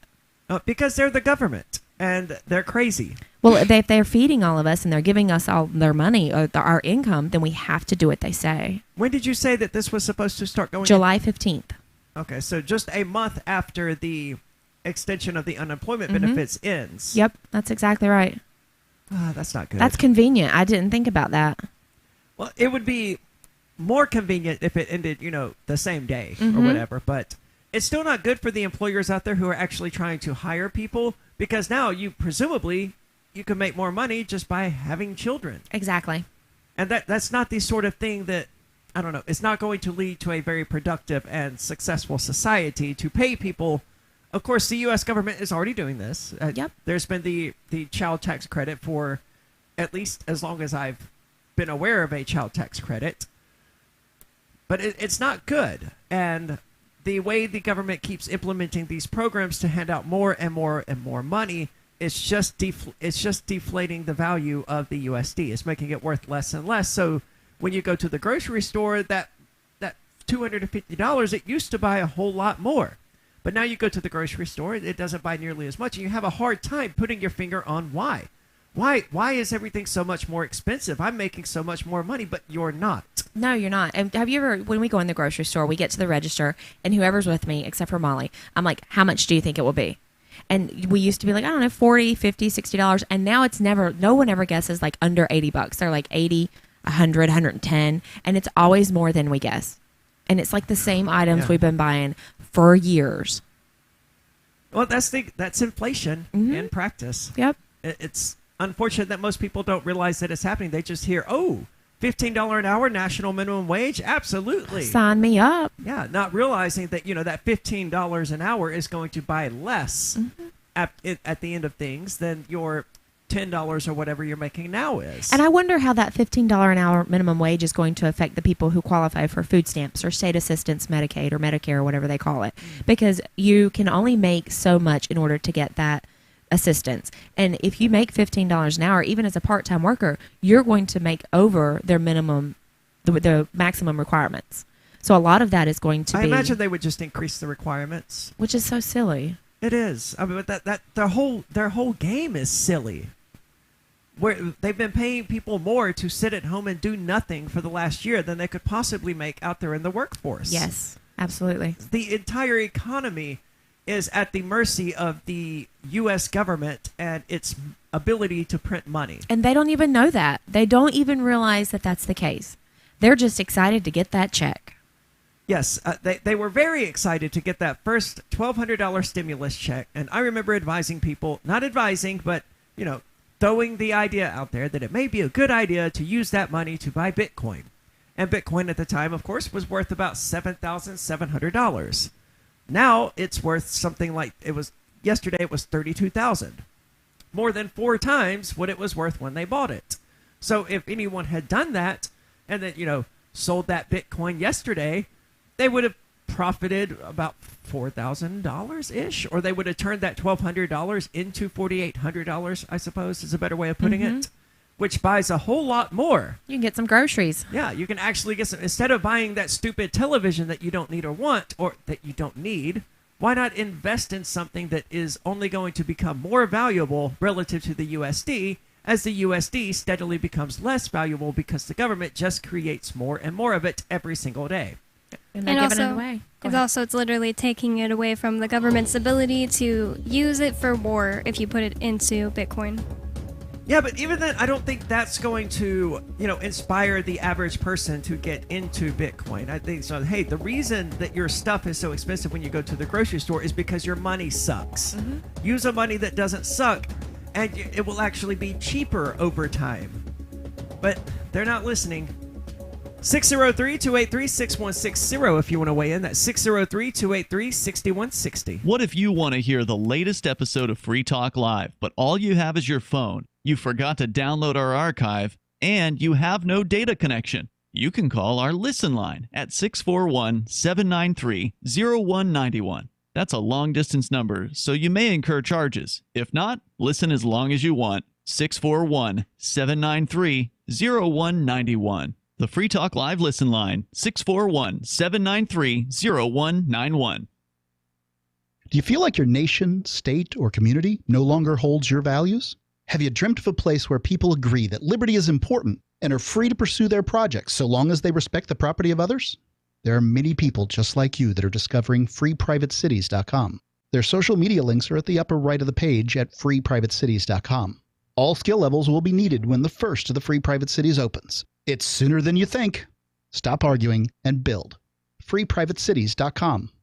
A newly recruited search and rescue officer, Marshall Hunter was resigned to a life of rescuing wayward spacefarers and derelict satellites. But when a billionaire couple goes missing, his own ship is disabled during the rescue. With communication satellites suddenly failing and lunar mineral shipments disappearing in transit, the crew suspects it's more than a coincidence, and Hunter must choose between salvation and sacrifice to save his crewmates and their civilian charges. Frontier by Patrick Childs and BingBooks.com. Are you tired of governments murdering people around the world? Stop using their money. There is an alternative. Bitcoin is a stateless free market non-political currency. Bitcoin cannot be inflated or controlled by any government. By using their money, you are helping the state. Stop doing it. You have an incredible alternative available now. Learn it, use it, spread it. Get started with Bitcoin at bitcoin.com. That's bitcoin.com. On March 16th of this year, a joint government task force raided the New Hampshire Bitcoin Embassy, the Mighty Moose Mart, the homes of Aria DiMezzo, Andy and Renee Spinella, Colleen Fordham, a grandmother, and perhaps most relevant, the studios of Free Talk Live. The Crypto Six were arrested, most were released, but Rich Paul, also known as Nobody, and Ian Freeman both remain in custody. We've been in contact with attorneys that say no crime even appears to have been committed, but that didn't stop the Joint Thug Task Force from ripping out wires from the back of our broadcast stacks, taking Free Talk Live off the air, violating our and your First Amendment rights. You can go to thecrypto6.com and donate to fight against these charges. But as importantly, contact media and tell them about this outrage. This case is likely to set precedent for the use of cryptocurrency well into the future. Help our fight for liberty and financial freedom at thecrypto6.com. Tired of cancel culture? Sick of mega tech corporations holding an axe over your head? Join the LRN.FM Matrix chat server. It's self-hosted, so no one else can tell us what to do or say. Don't like the existing channels? You can make your own. You can even connect into some of our channels from other Matrix servers. It's federated. For the full LRN.FM Matrix experience, though, you should join our server via the step-by-step instructions at chat.lrn.fm. Chat.lrn.fm. Breaking weather news. Belize is sunny and around 82 degrees every day this week.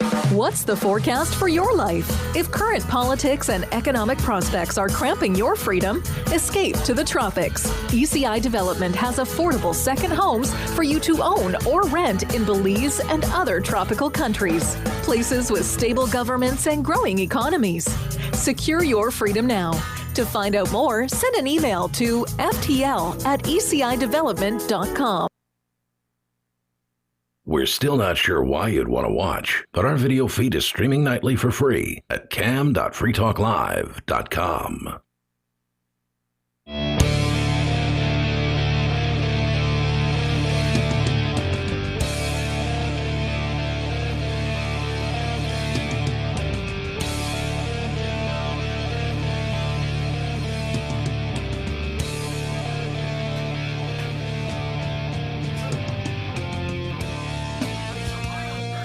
Welcome. I don't hear. Welcome to. Hey, I missed my mute button. That's why. I was like, I don't hear anything. Good job, Angie. I didn't know what was happening. Yeah, I just missed my mute button. So anyway, why on earth would there be a stripper shortage or an exotic dancers shortage? I don't know. Maybe they don't like being called strippers, or maybe they're not strippers. Maybe they are just exotic dancers. I guess there is a difference between the two, but... Is there a difference? I thought they were the same thing. You go to a strip club and they're hired as exotic dancers. Yeah, I thought they were the same too. Well, I've never been to a strip club, so I'm just... You're not missing out. They have boobs and that's it. Well, that... And some of them aren't even pretty. Yeah, but they're naked. Yeah, that's it. Well, I mean... That's a lot, though. Some of them aren't. Some of them still have to wear their bottom halves. Okay. So, I mean, some of them aren't full nudity. Some of them are just topless. I think it was Ron White who pointed out that, you know, once you've seen one woman naked, you kind of want to see them all naked. Yeah, I remember that skit. So, for that reason alone, I could see going to a strip club, except there are significantly easier ways to see women naked than going and paying a strip club for that. There are free ways. There are free ways. I mean, internet porn is a thing, and that's generally free unless you're stupid and pay for it. I used to know a dude who paid for porn. It was the weirdest thing. And it wasn't like any kind of weird or unusual porn. It was just, he just... Isn't there like this like, I don't know what the name of the service is now, but like where you can, like the average Joe could get like an account and people will pay you for your pictures? Yes. What is it called? OnlyFans. Yes. What is that? I've never... It's sort of like Twitter, except for not safe for work pics. And yes, they do pay. They subscribe, and I think you can still sell pictures individually, or they just get whatever you have available to your subscribers. I don't know, never having used it. I've never used it either, but just based off of seeing like celebrities have scandals and stuff like that from using it, I know that there is some that just would come with the subscription, and some that would have like a hint, like they would have some kind of a caption, and you'll have to pay to uncover it. I don't see the point. I mean, unless it's... The only person I've ever known who had an OnlyFans was a previous coworker of mine who regularly sent me nudes of herself anyway. A number of other coworkers did find out that she had it, and they signed up for her OnlyFans, and I always loved loading it over them. Yeah, well, she I got sends them me anyway. These anyway, so...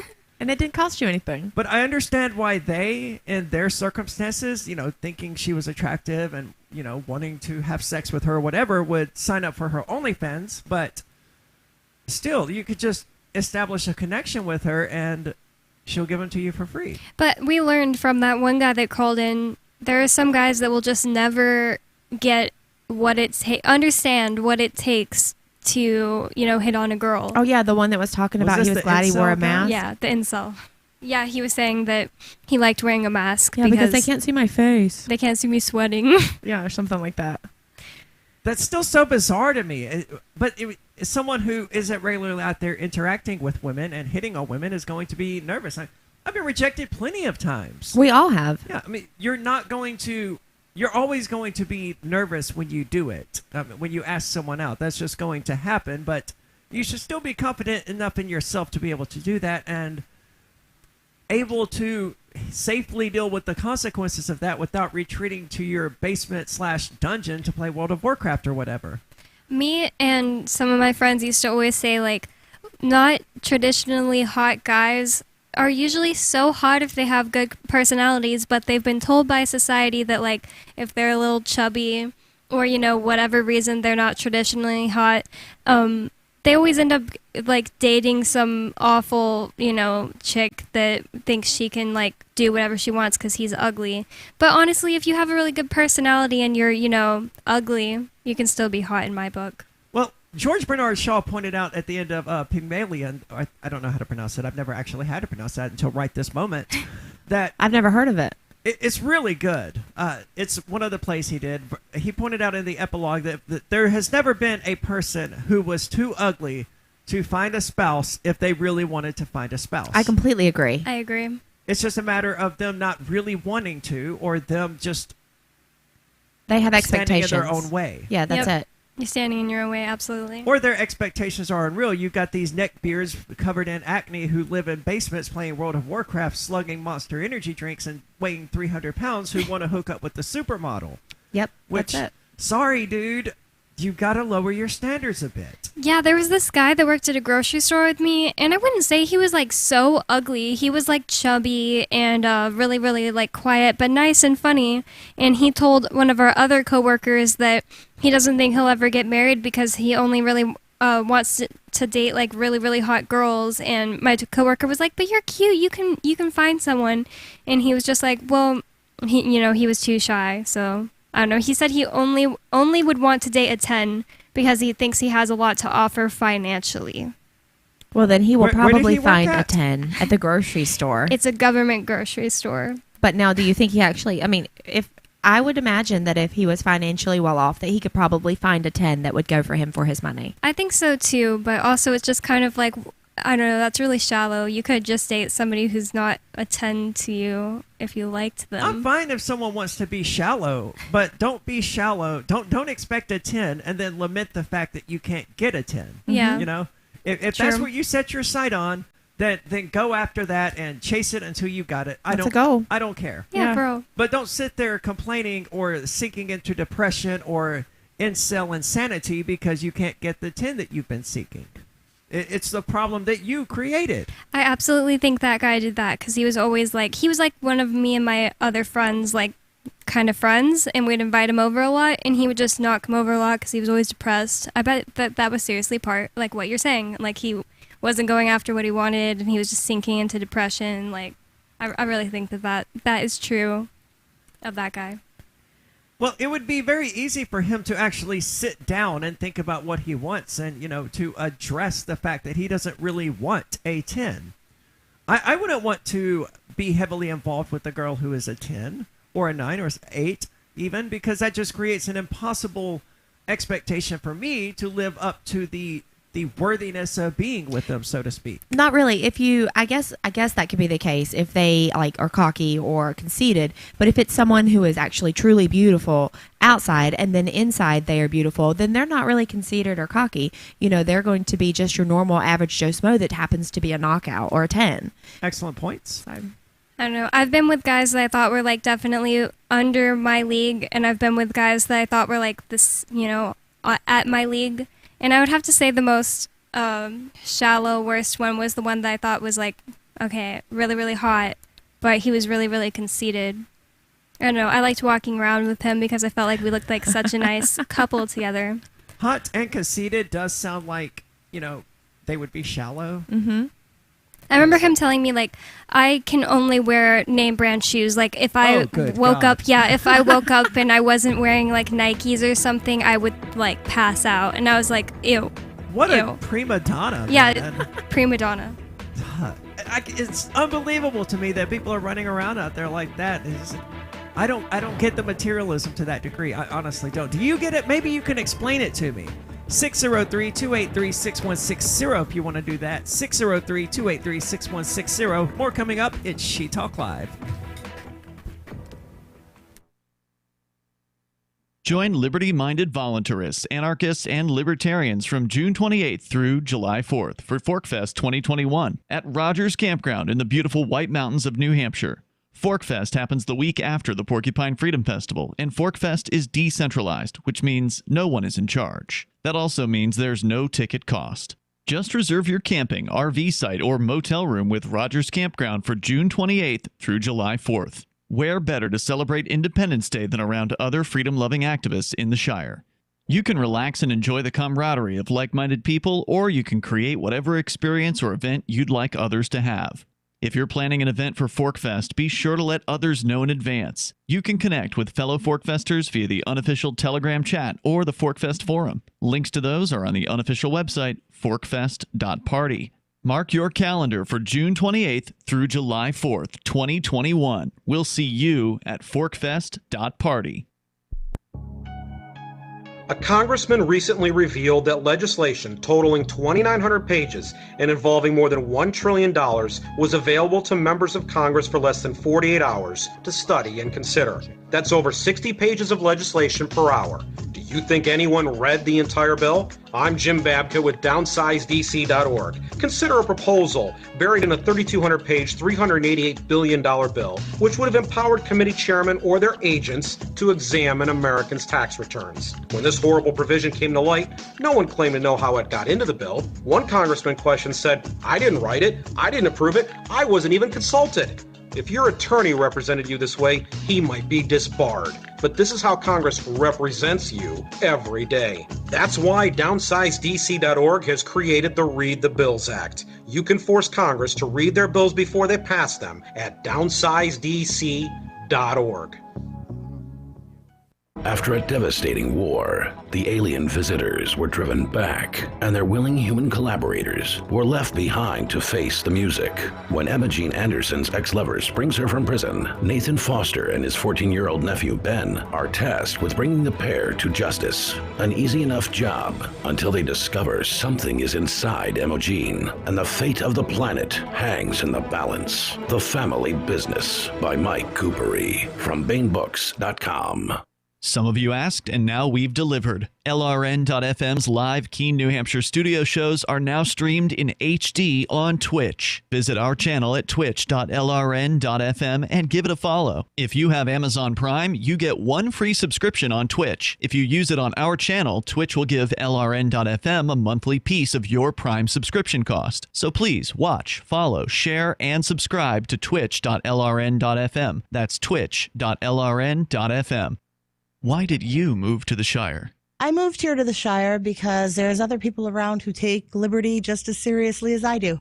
I moved to the Shire because I saw videos of people challenging authority and thought that I could get support myself. It called to me, like, do this, right now. I wanted to be around people like me who got it, and once I got here, I knew there was nowhere else that I wanted to be. I've always wanted to change the world, so I moved to the Shire to join people who were actually working towards doing the same thing.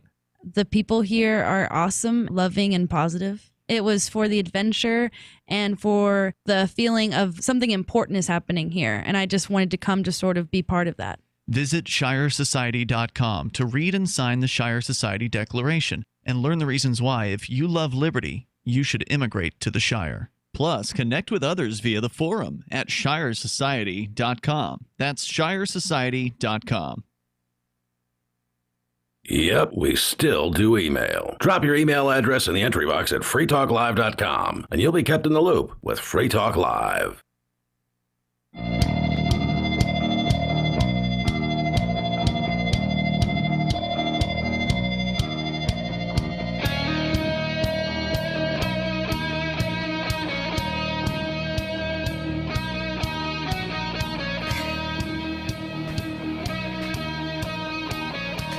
It is Free Talk Live, 603-283-6160 if you want to join the discussion. That's 603-283-6160. And with you in the studio tonight, it's Aria, Angie, and Bonnie. And I want to tell you about Bitcoin.com. It's the best place to go to learn about cryptocurrency and Bitcoin because these are world-changing technologies. So world-changing that the federal government decided it was a great idea to kicking the door here and raid the Free Talk Live studios because Free Talk Live has been talking about Bitcoin since 2010, about as early in the evolution of Bitcoin as the show could have been. It's world-changing technology. You should, if you haven't heard of it by now, I don't know what to tell you, but if you have heard about it and you want to learn about it, Bitcoin.com is where you need to go. It's got very short tutorial videos that teach you the basics of it, and you can dive in as deep as you want. They've got everything there, and if you already know about cryptocurrency, then check out news.bitcoin.com. That's where you'll find all the latest headlines relevant to cryptocurrency. Bitcoin.com, it's your one source for everything cryptocurrency related. Bitcoin.com. I haven't been there since March the 15th. Obviously, that was the last time I was able to go there. But it's always been one of my favorite sites, not just for news, but for all of the other awesome stuff that you can find at Bitcoin.com, some of which I don't think it's wise for me to mention, but if it's cryptocurrency related, it's probably at Bitcoin.com, and you can find it there. Bitcoin.com. Awesome website. As I understand it, I don't remember what I was about to say.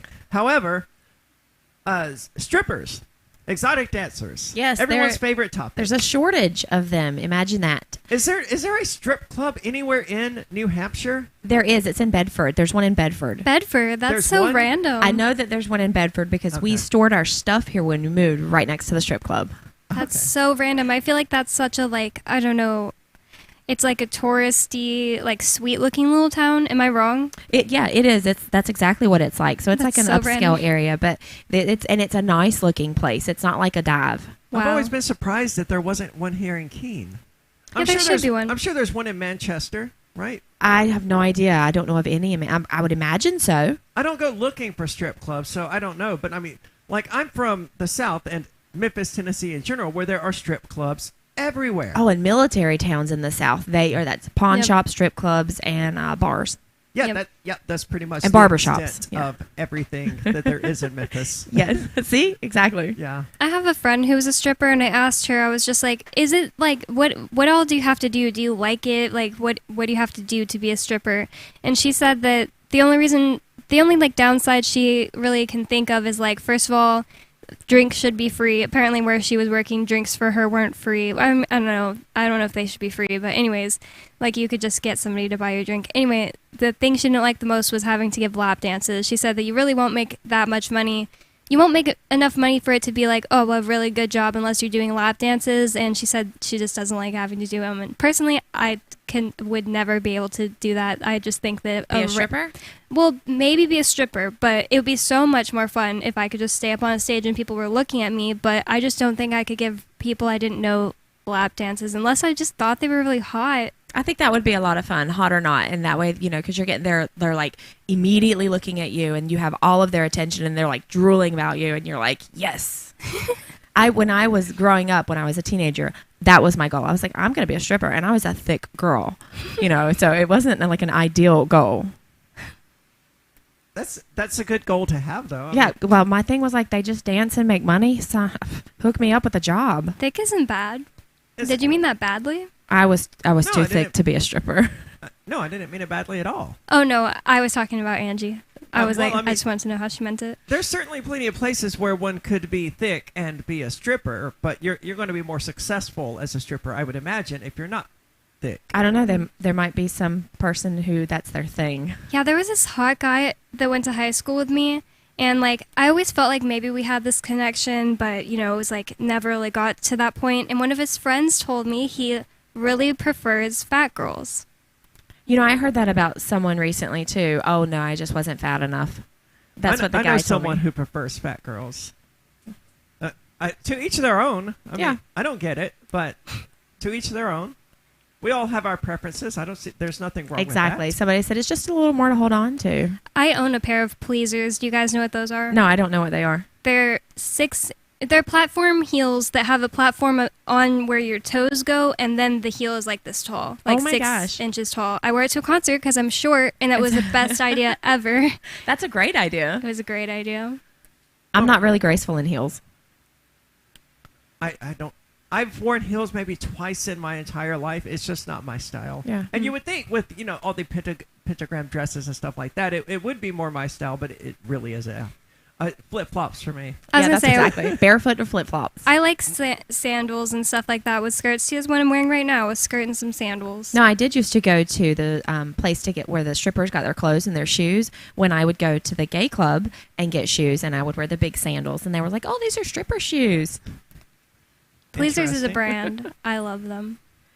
I just think that if someone is judging me based on my footwear, then I'd have no interest in them anyway. Yep. Yeah. That's a good point, yeah. Or if they're judging me based on the fact that they can see my toes or what my toes look like, then it's just I don't know why you're bothering to judge me in the first place, because the fact that you judge me on these idiotic things makes me totally uninterested in you in the first place. It's funny. I was working out the other day and I had forgotten my shoes, and we were at the studio and there was a group of 3 women, and the trainer was telling us to do certain moves, and she said, lay on your back, put your feet in the air, and then crunch up with the weight and touch your toes. And I was like, okay. And I put my feet in the air, and she said, oh my God, Angie, your feet are so dirty.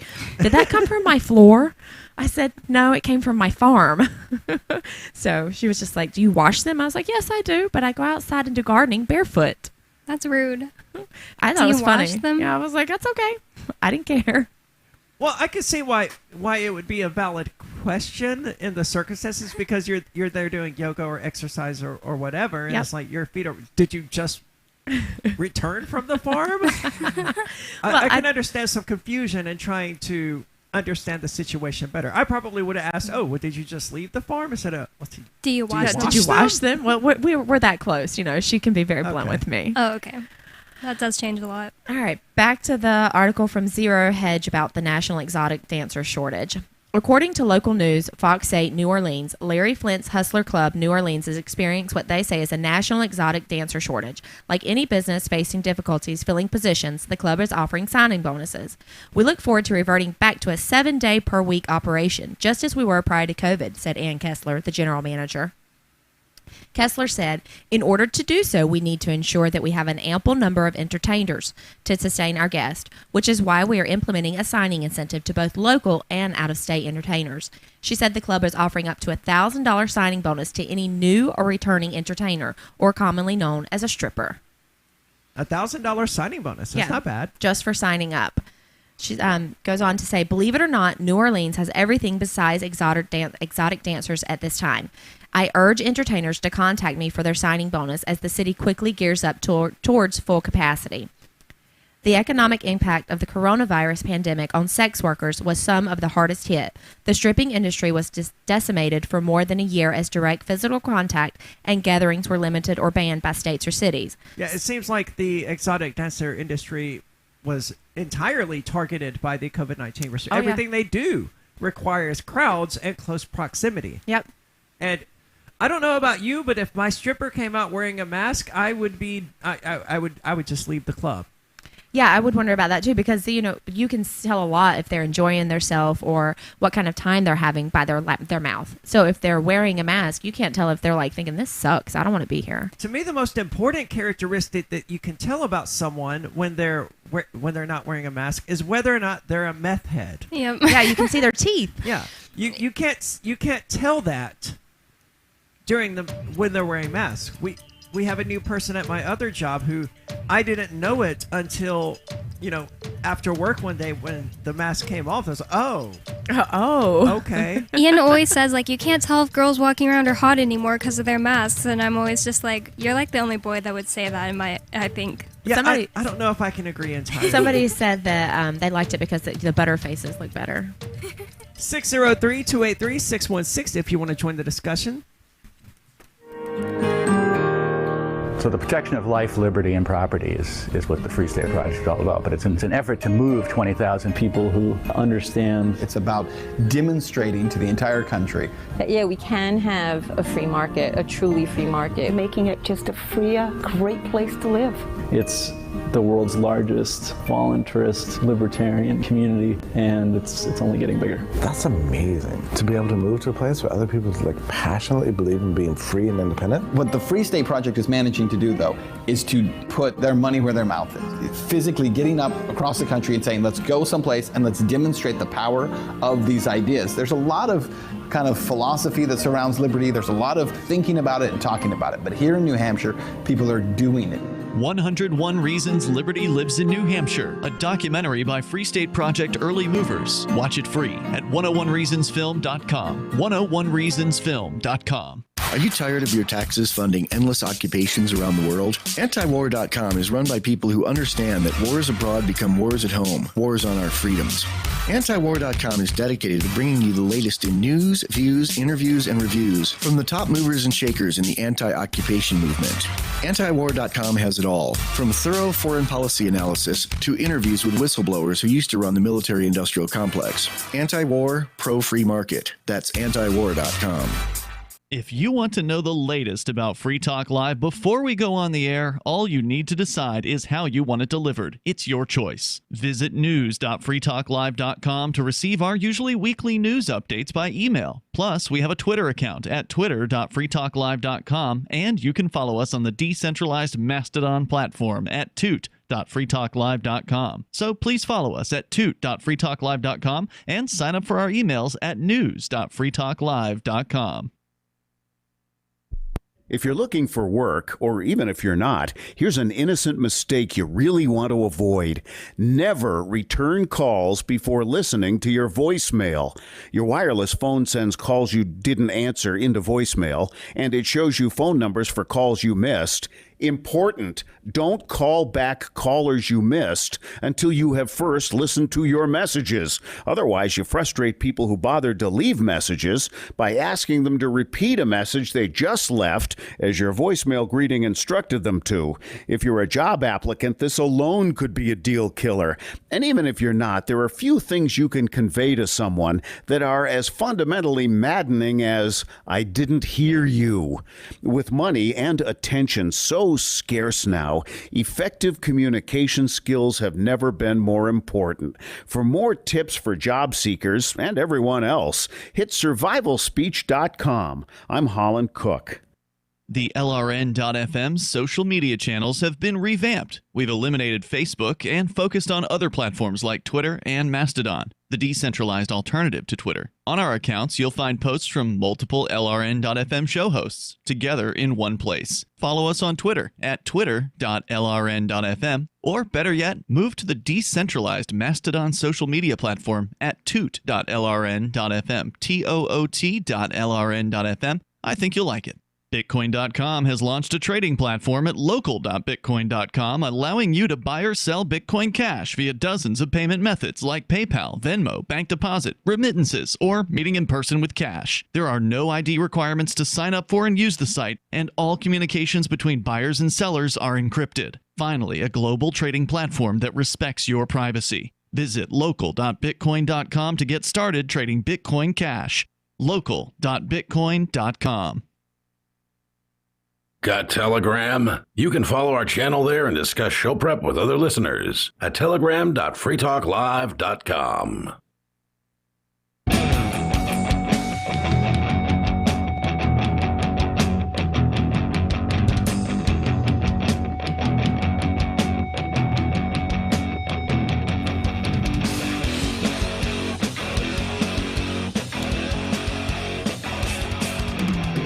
It's Free Talk Live. You take control of the airwaves. Talk about whatever you want.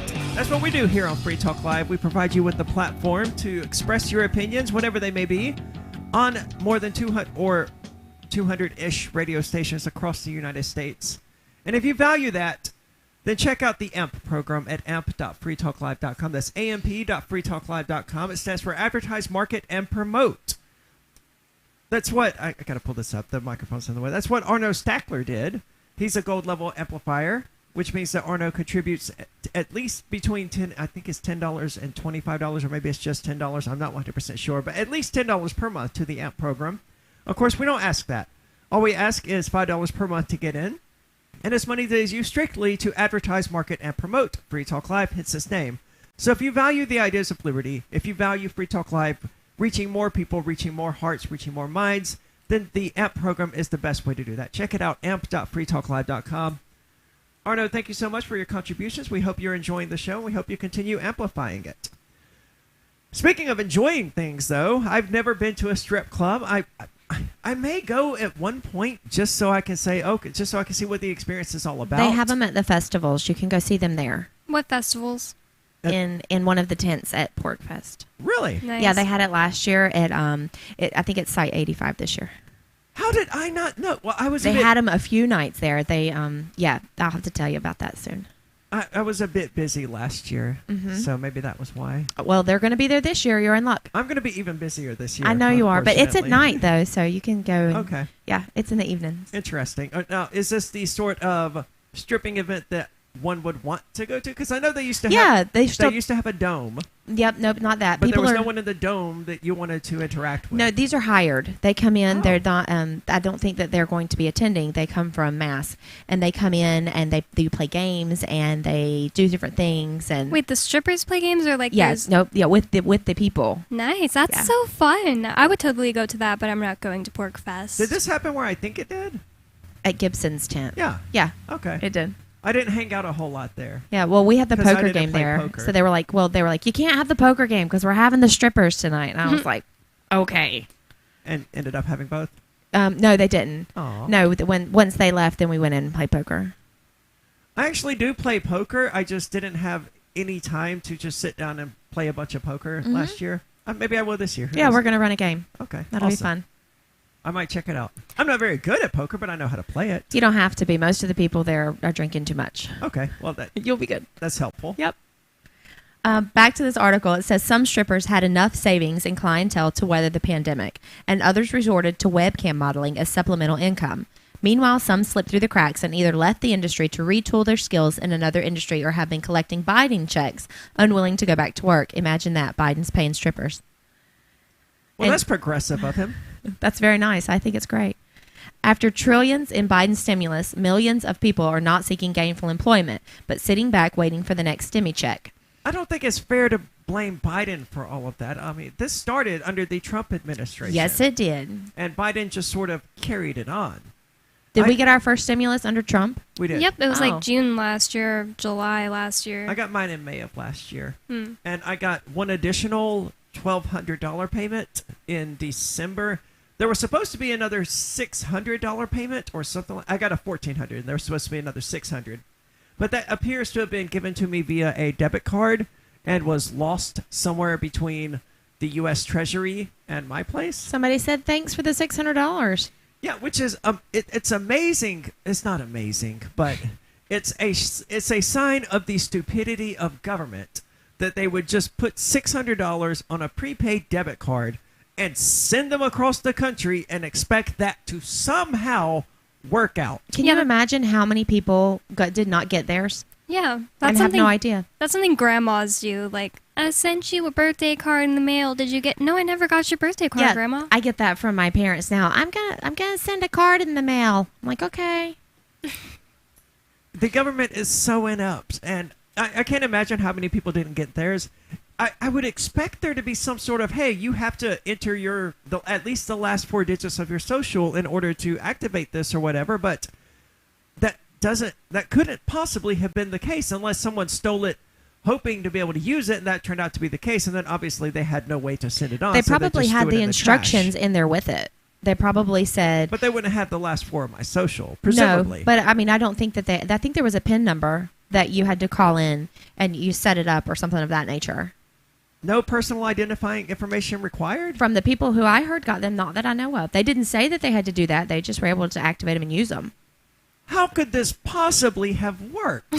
How could the... It's the government giving away money. Massive amounts of money to anyone who would take the debit card out of the The mailbox. postal workers were very happy. I'm sure they were. Man, I should have been a postal worker last year. That was probably like the highest paying job. But I hear they're hiring. They're going to be sending out more, I'm sure. Well, I suspect, it's a bit of a risk game. You can't just take them all. Yeah. Or the post office, the postmaster general, like, hey, No one on your route, no one on your specific route got any of their cards. thing. They're lying. All of the others did. It wasn't me. All right. It says strip clubs are no exception to the nationwide labor shortage, as they must offer signing bonuses. The dancer shortage is also hitting Las Vegas. Hold on, because a question just occurred to me. I generally don't advocate stealing, but in the event of stealing one of these prepaid debit cards, are you stealing from the government or from the intended recipient? Ooh, that's a very good question. Me personally, I would imagine that you're stealing from the recipient. Me too. Because it has already left the government and it's issued derived to you. So it's supposed to be yours. Yeah. I asked on Free Talk Live Friday, do you guys think it's immoral to steal from Walmart? Yes, I think it's immoral to steal from Walmart. What about you, Aria? I would tend to agree.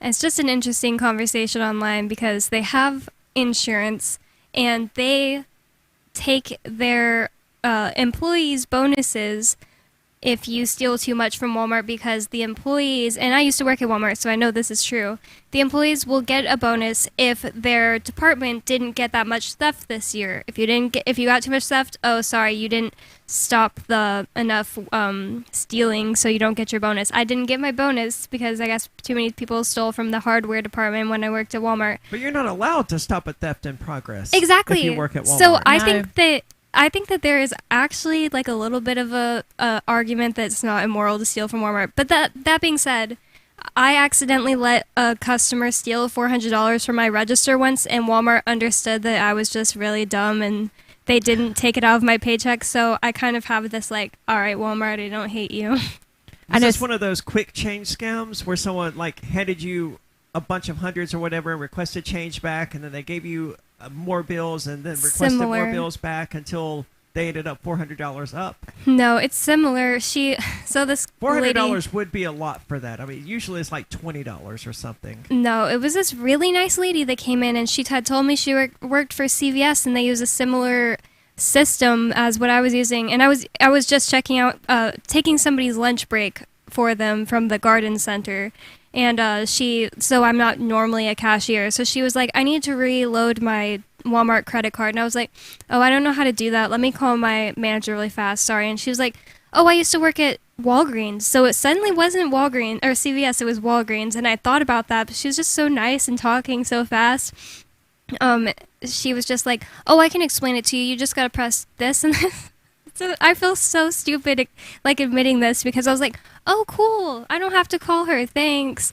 And I reloaded her credit card with $400. I thought but she didn't give you the $400 in cash? I don't know how it was supposed to happen, but so they watched the videos, and they said, like, we never saw you take $400 out and give it to someone, but it was during your like, you were logged in, $400 was missing.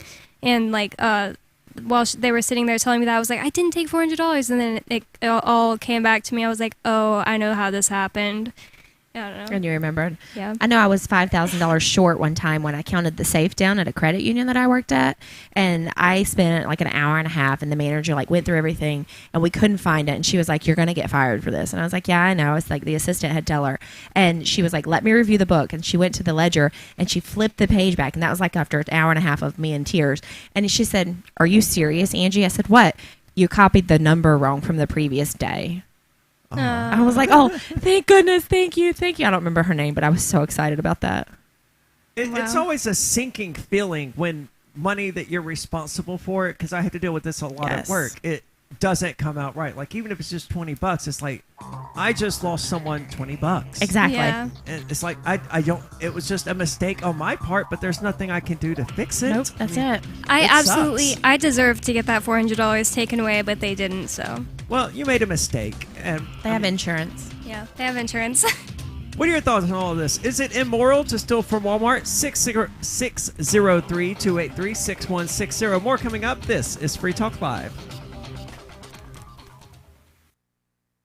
There are lots of ways to listen to Free Talk Live. Our podcast has been around since podcasts began, and now the FTL feed is loaded with content besides our full show archives. Did you know that we make it easy for you to customize your podcast subscriptions? We have different feeds, one that includes only our full shows, one with just the Daily Digest, and our main feed that includes everything. You decide what you listen to. It's quick and easy to customize your feeds at feeds.freetalklive.com. That's feeds.freetalklive.com. Do you feel like your nation, state, or community no longer holds your values? Have you dreamt of a place where people agree that liberty is important and are free to pursue their projects so long as they respect the property of others? There are many people just like you that are discovering freeprivatecities.com. Their social media links are at the upper right of the page at freeprivatecities.com. All skill levels will be needed when the first of the Free Private Cities opens. It's sooner than you think. Stop arguing and build. freeprivatecities.com. I'm a little obsessed with My Magic Mud. Several years ago, I met Jessica Armand, the founder and CEO of My Magic Mud, and I didn't even know my teeth were coffee stained. A week's worth of use convinced me, and now I use it every 3 or 4 days. It's clinically proven to whiten teeth, and I think it cleans better too. My Magic Mud's available at most local health food stores, Sprouts, Natural Grocers, CVS, Walmart's Natural Beauty Aisle, but I can get it for you for 20% off with coupon code FTL20 at mymagicmud.com. FTL20 mymagicmud.com. What if you want to hear the latest episode of Free Talk Live, but all you have is your phone, you forgot to download our archive, and you have no data connection? You can call our Listen line at 641-793-0191. That's a long-distance number, so you may incur charges. If not, listen as long as you want. 641-793-0191. The Free Talk Live Listen line, 641-793-0191. You're listening to the live edition of Free Talk Live. Hour number 3 is next after the news here on the Liberty Radio Network at LRN.FM. From pause to canceled, I'm Lisa Lacera, Fox News. The company behind the Keystone XL pipeline says construction of the fuel line is off. TC Energy is pulling the plug on the project after Canadian officials failed to persuade President Biden to reverse his cancellation of its permit on the day he took office. Calgary-based TC Energy said after a comprehensive review of its options and in consultation with its partner, the government of Alberta, the Keystone XL pipeline project has been terminated. In an executive order, President Biden argued that the proposed oil pipeline disserves the U.S. national interest, and leaving the permit in place would not be consistent with the administration's economic and climate imperatives. The pipeline was partially built and was to transport crude from the oil sand fields of Western Canada to Steel City, Nebraska. Fox's Hillary Barsky. President Biden in his first day of an 8-day trip to Europe, his first since taking office. Earlier, he addressed U.S. troops based in England, where he touched on the uptick in ransomware attacks against U.S. companies. We have to make sure that new technologies and norms of conduct in cyberspace are established, including addressing the growing threat of ransomware attacks. They're governed by our democratic values, not by the autocrats who are letting it happen.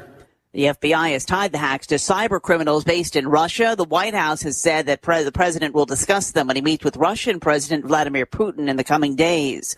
All clear at Joint Base Lackland, San Antonio, after a report of shots fired caused a lockdown on the Air Force Base for about an hour this afternoon. Lieutenant Colonel Brian Lovelace. There's a couple of leads right now. We're working right now to kind of confirm exactly what occurred, but we do have some solid reports that 2 gunshots were fired into the installation. San Antonio police are assisting in the investigation. America is listening to Fox News.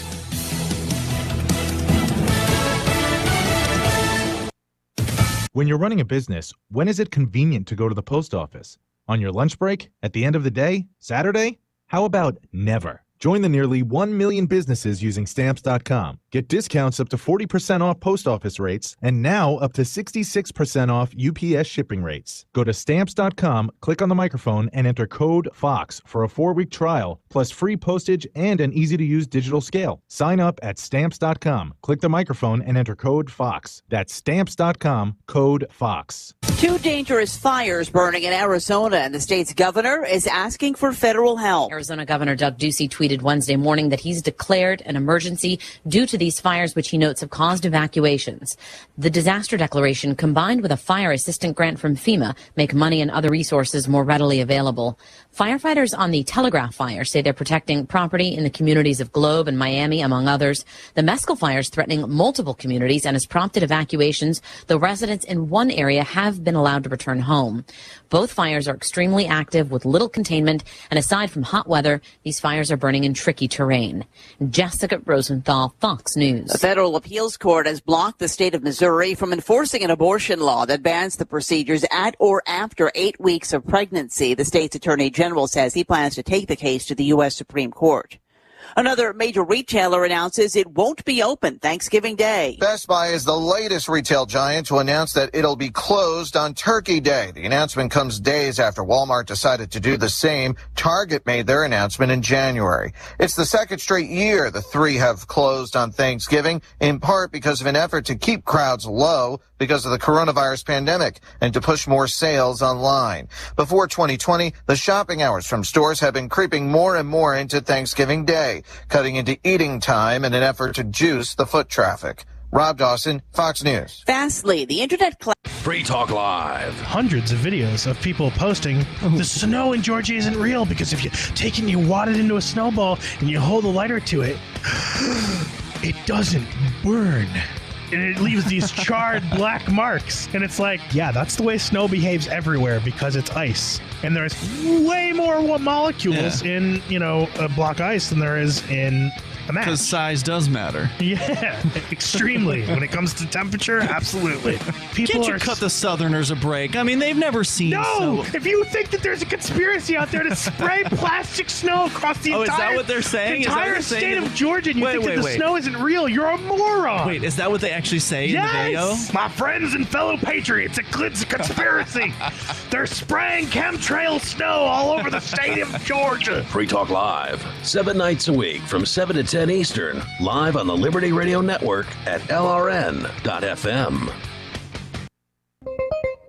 Following reports that local full-blown alcoholic Ken Matheson has such great friends that let him drink himself to death right before their eyes, the 32-year-old man spoke to reporters during a typical evening of binging with his closest friends. Man, these guys are like brothers to me. I don't know what I'd do without them.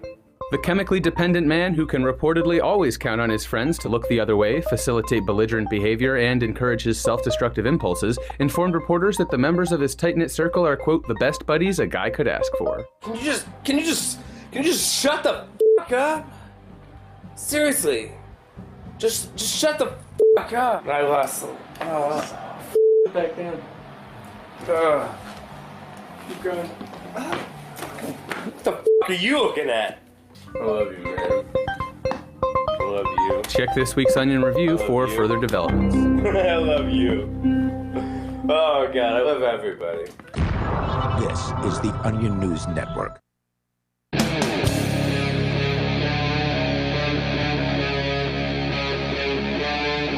Free Talk Live.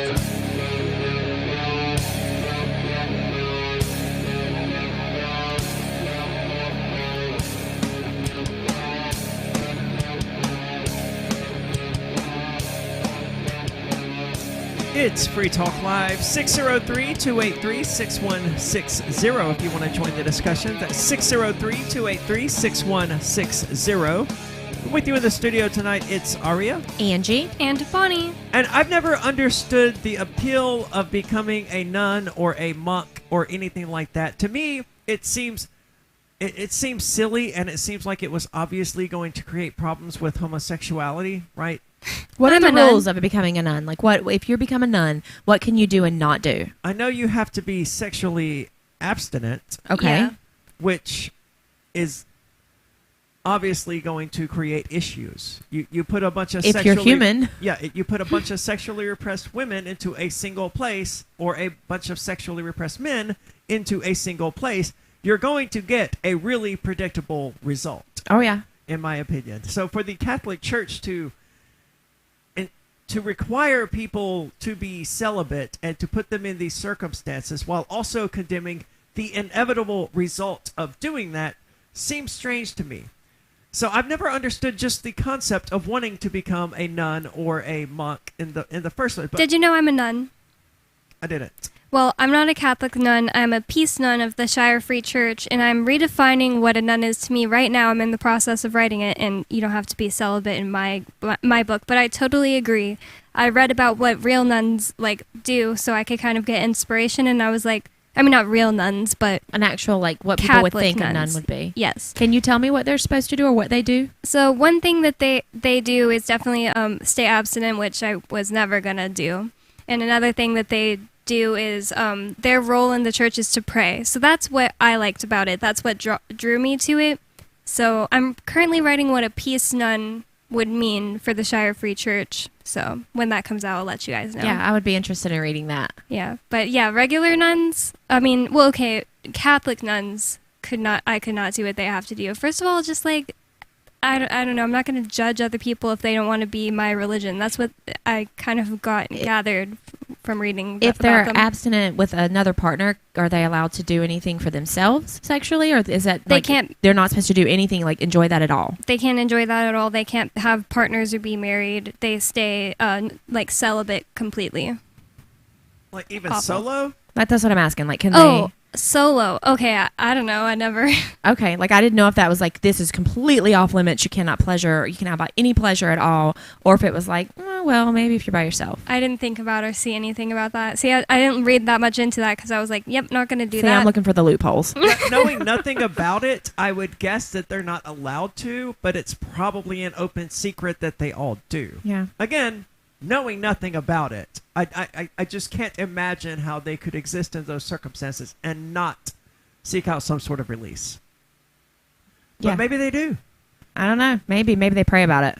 We've seen Catholic priests attempting to do it, and they end up raping altar boys. So maybe the whole idea of celibacy is just unnatural and should be abandoned. Yeah. That would be my take. I agree. Allow priests to have sex, and they probably, you would think, wouldn't choose the 12-year-old altar boy. I don't know. They might. Maybe that's what drew them to priesthood.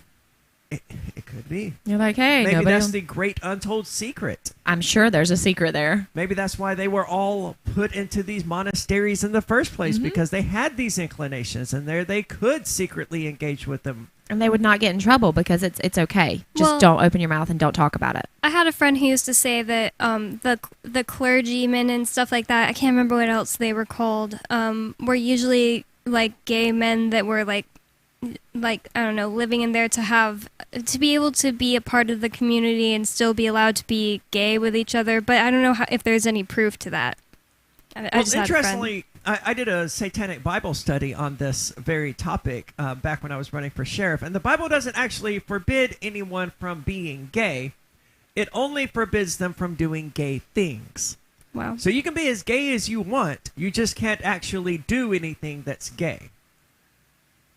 Do they have a definition of what would be gay? Or like it's just like you can't do anything with somebody else of the same sex? Is that considered gay? That is considered gay. Okay. You can be, it's totally fine to be attracted to and, You just someone can't of the act same on it. sex. You just can't act So you on would it. have to be celibate or only have sex with people you're not actually attracted to. Yeah, And that's attracted based to. on what I'm told is a mistranslation when the actual original text of the Bible condemned, pedophilia and men Mhm. having sex with young boys.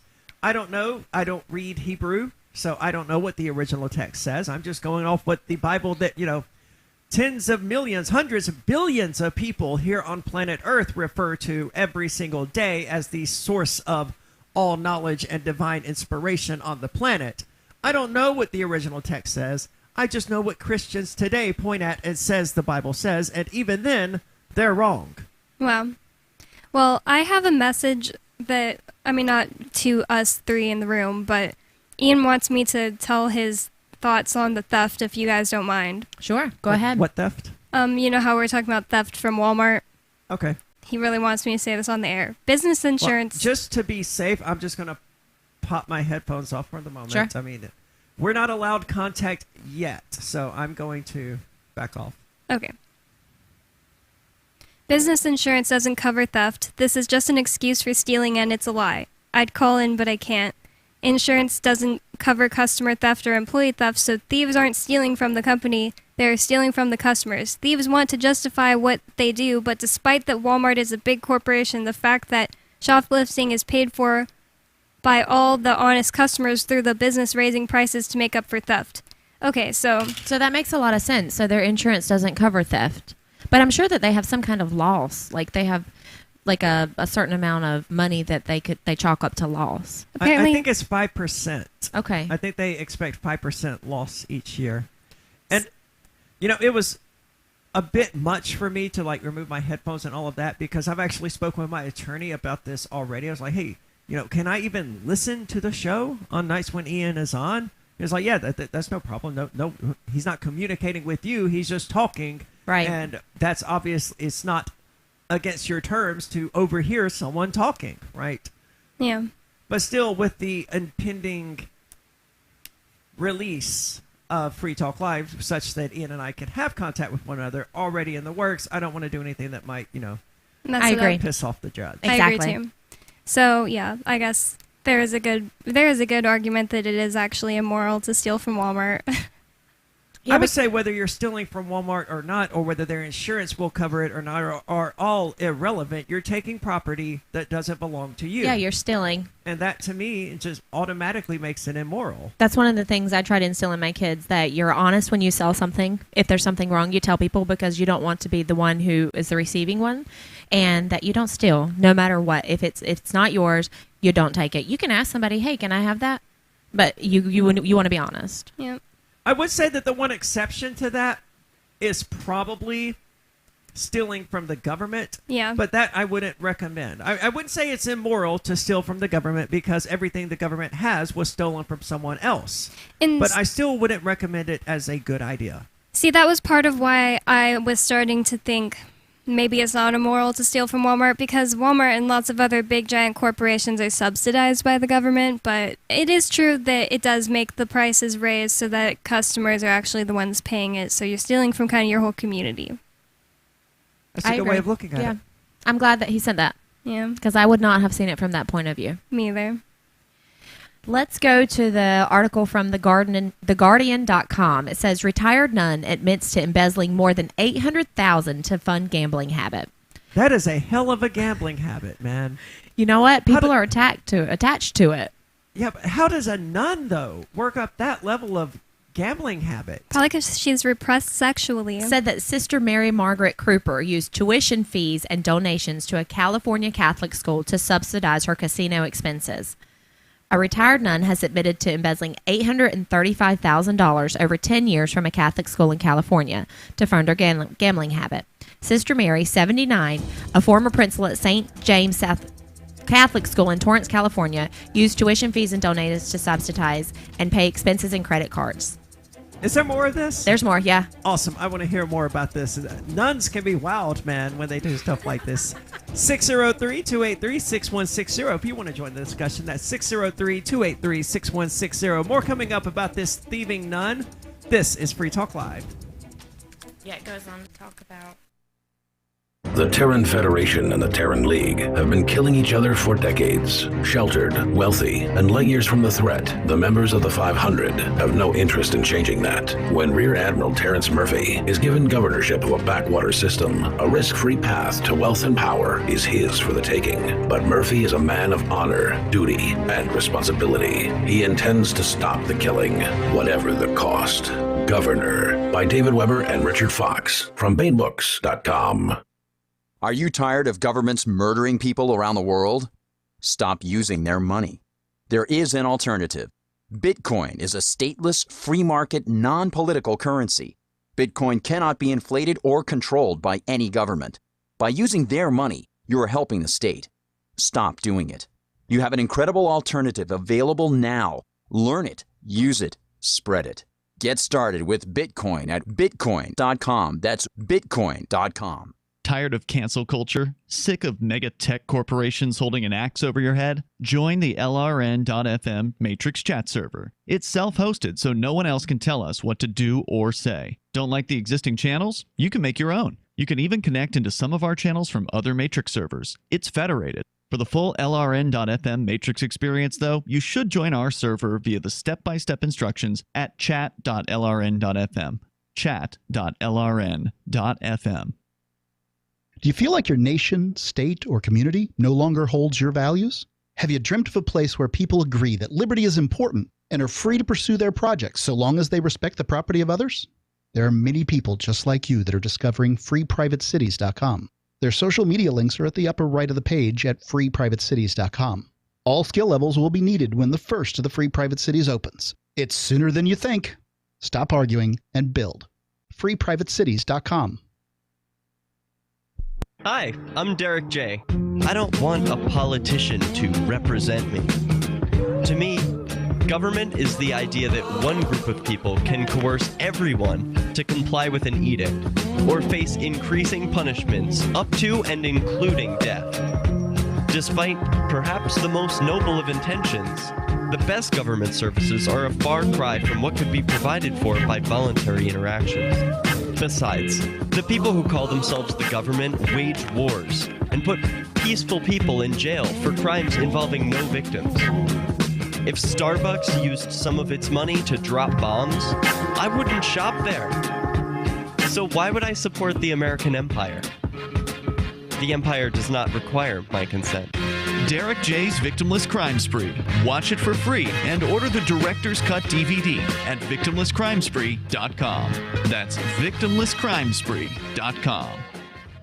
Some of you asked, and now we've delivered. LRN.FM's live Keene, New Hampshire studio shows are now streamed in HD on Twitch. Visit our channel at twitch.lrn.fm and give it a follow. If you have Amazon Prime, you get one free subscription on Twitch. If you use it on our channel, Twitch will give LRN.FM a monthly piece of your Prime subscription cost. So please watch, follow, share, and subscribe to twitch.lrn.fm. That's twitch.lrn.fm. There are basically two types of advertising, direct response and branding. Radio's great for direct response with its low cost to listener ratio, but audio can't be beat for branding, which is a longer term endeavor. You want to be the first thing that someone thinks of when they think about your product or service.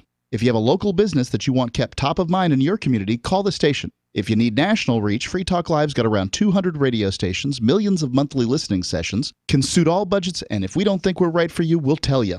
Email me, mark@freetalklive.com. Do you appreciate what we do? Help us advertise, market, and promote for just $5 a month at amp.freetalklive.com.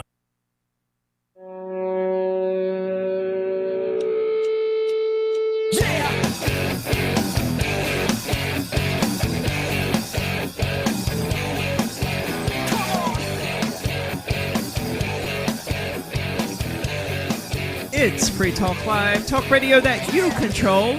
Not many calls yesterday or today, but it's the middle of the week. It's summer vacation. I imagine people have other things to do than sit around listening to talk radio. Of course, that doesn't stop the trolls out there who have nothing better to do than to sit around listening to talk radio that they vehemently despise with all of their beings, but yet they just can't tune away. With you tonight on She Talk Live, it's Aria, Angie, and Bonnie. And I want to tell you about the Crypto 6, because the Crypto 6 is ultimately the reason that I will be the only one of the 6 at the Porcupine Freedom Festival or at Fork Fest, which sucks. That's a major downer for everyone, myself included. You're the only one that can go? I believe so. I'm not the only one that can go. Presumably, Colleen would be able to get permission since she's not under house arrest, or maybe Andy or Renee could since they're not under house arrest, but they're not likely to even want to go. I know last year Colleen came for like a day. Oh, they're not going because they have to work. Okay. So it sucks. Yeah. And this is all because the federal government came after Free Talk Live and many of its hosts and many of its friends in an effort to crush Bitcoin effectively. You can find out more about it at thecrypto6.com, but it's the reason that we're broadcasting here tonight instead of at the studio from which Free Talk Live has been broadcast for the last 10 to 15 years. So a lot of sudden, insane, rapid changes had to happen very, very quickly, and we're hoping, as far as I can tell, by the end of the week, I will likely be able to have contact with Ian again, which would be fantastic considering this is his show and I've been hired to do it and I can't have any contact with the person who hired me. But you must maintain employment. But I must maintain employment somehow without having any contact with my employer. That's kind of like working for yourself. It is, and a lot of this, it has become effectively working for myself, but Ian could step me through any audio issues I have within just a few hours of being on the phone with him. Not the little hissing noise there, but that's different. anything that I needed to do, Ian already knows how to do because he's already been in these shoes.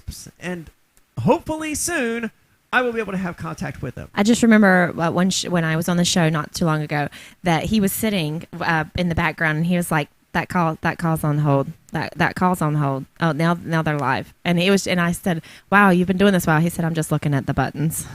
Yeah. They were just flashing. I thought that was the funniest thing. But check out thecrypto6.com if you want to learn more about it. I will also be doing a presentation at the Porcupine Freedom Festival. Right now, it's scheduled for 10 o'clock Saturday morning. I'm hoping it's getting pushed back to 11 o'clock Saturday morning. Okay. Because anyone who knows anything about me, I mean, that's changed in the last month or so. I wake up at 8 o'clock in the morning. I've noticed you're online early. Yeah. Every single day now lately, I'm up at 8 o'clock in the morning working, doing something because there's a lot that needs to be done. So I could make, but this is also a festival, following a Friday night. That's what I was going to say. It's a Friday night at a festival. So I've already lined up babysitters. Right. But I mean, otherwise, it's prime time to give a presentation. The main pavilion, 11 o'clock Saturday morning. That's the most topic? attended day. The Crypto 6 is the topic, but not the case, just the long-term ramifications of the case and what it seems like the federal government is trying to do about Bitcoin, which is, set up these cryptocurrency exchanges like Coinbase and stuff like that to be the modern-day banks, the gatekeepers of crypto, controlling who can withdraw crypto. Just like if you go to your bank and you want to withdraw your life savings, they're going to ask you all sorts of questions before they release your money. And they may decide not to. I've never heard of anyone having this, but I've certainly had attempts to transfer money to my other accounts denied by banks. I've had banks close my accounts because of that and hold on to funds for any length of time. Cryptocurrency exchanges have set themselves up to do exactly that. And they've done this by working closely with the federal government to create the regulations that will oversee the cryptocurrency industry. It's this multi-pronged attack to set up Coinbase, Kraken, Binance, and all of these others, and Gemini as the next Wells Fargo's and Bank of America's. And I think it's important that the little person out there who believes in the message of cryptocurrency and what it's supposed to do, a decentralized way of handling money so that we don't have to go through these centralized institutions that control whether or not we can and can't withdraw cryptocurrency. It's important for us to be able to use cryptocurrency without being at their mercy.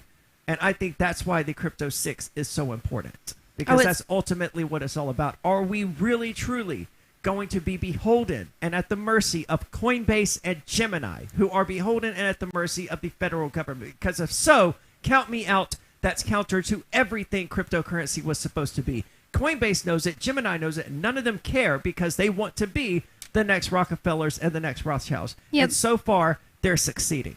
They're winning. But that may change with the Crypto 6. So check out thecrypto6.com. And again, check out the presentation because I've been working on that little spiel for a while. Oh, I'll be there. Yeah. That was looking great. forward to it. Thank you. And it's going to be a long one. Is that presentation going to be broadcast? Like, are you going to Zoom it so people can log in? It will not be broadcast live because the internet there at Rogers Campground just isn't enough for it. But I imagine plenty of people will be recording it. Nice. So, and I will hopefully have someone designated out there in the audience to record it on my behalf so that I can edit it and, Yeah, if you set a camera up, we'll make sure it gets recorded. Okay. I'm sure you have something better than I do. I don't know about that. I have the camera that I bought for Bad Movie Club, which is dead in the water now. It was a really cool idea. We were going to sit here and watch really bad movies on the giant projector screen behind me. Things like Ice Spiders and what is the worst one? God, I can't think of Land Shark? No, Dude Bro Party Massacre 3 was the worst one. Yeah, it's terrible. Why did it die? What happened? Well, the studio computer that was out here in order to process the audio and process the video and make all of that happen, it sort of got confiscated by the FBI. I can imagine. No, and it's frustrating because all they really had to do was take a look. There was literally nothing on the computer except audio and video editing programs and audio and video clips and files.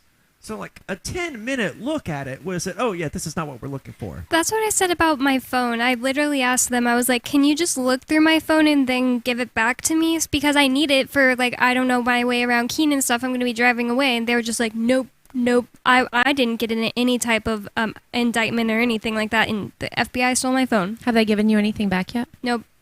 Have they given anybody's stuff back? Yeah, they gave my neighbor his stuff back. Don't understand why I'm any different than him. Did you request your stuff? Yep.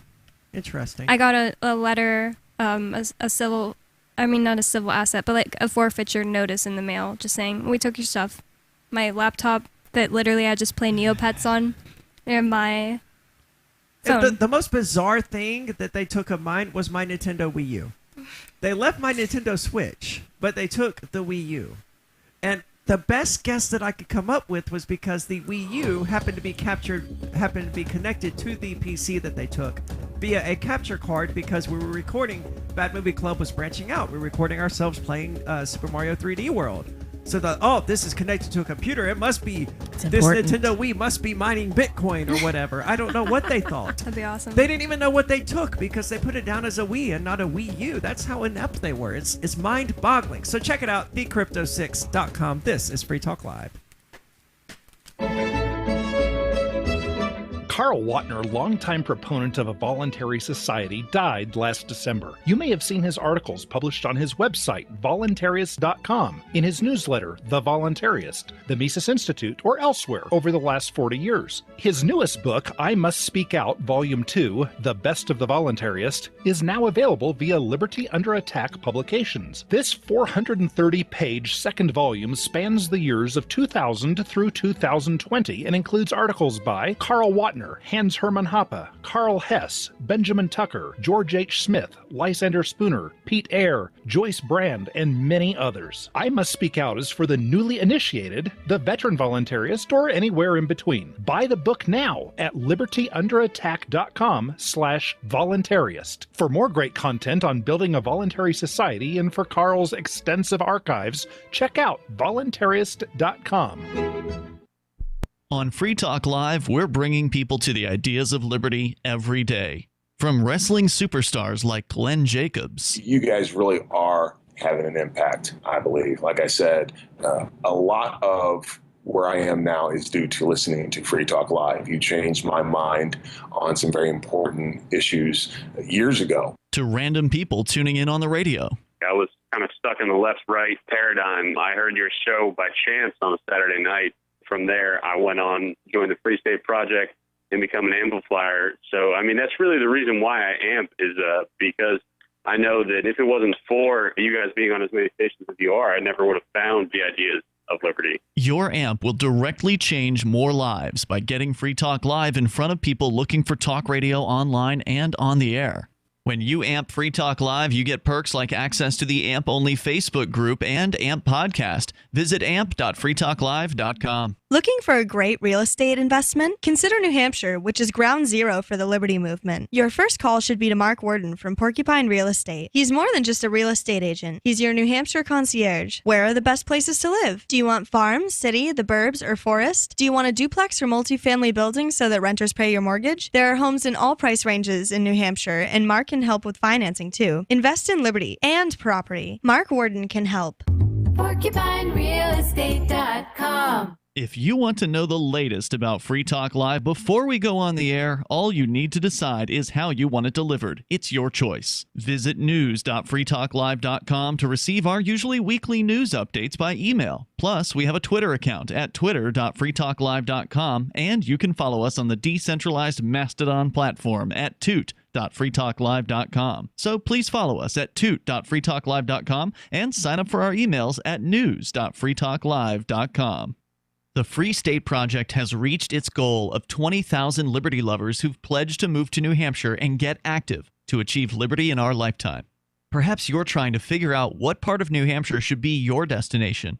If so, consider Keene. You'll find more than 150 reasons to move to Keene at move.freekeene.com. Keene is famous for its historic, publicity-generating activism, as well as being the liberty media capital of the world. It's home to freekeene.com, New Hampshire's destination for liberty activism, news, and opinion. For years, we've been compiling over 150 reasons to move to Keene at move.freekeene.com, where you'll learn about some of what's happening here and what makes Keene a great place to live. If you love liberty, you'll probably enjoy anywhere you end up in the Shire. But do your due diligence first. Please visit move.freekeene.com for the full list of over 150 reasons to move to Keene. That's move.freekeene.com. Our Matrix server is about as free as internet chat can be. Join the existing rooms or create your own at chat.freetalklive.com.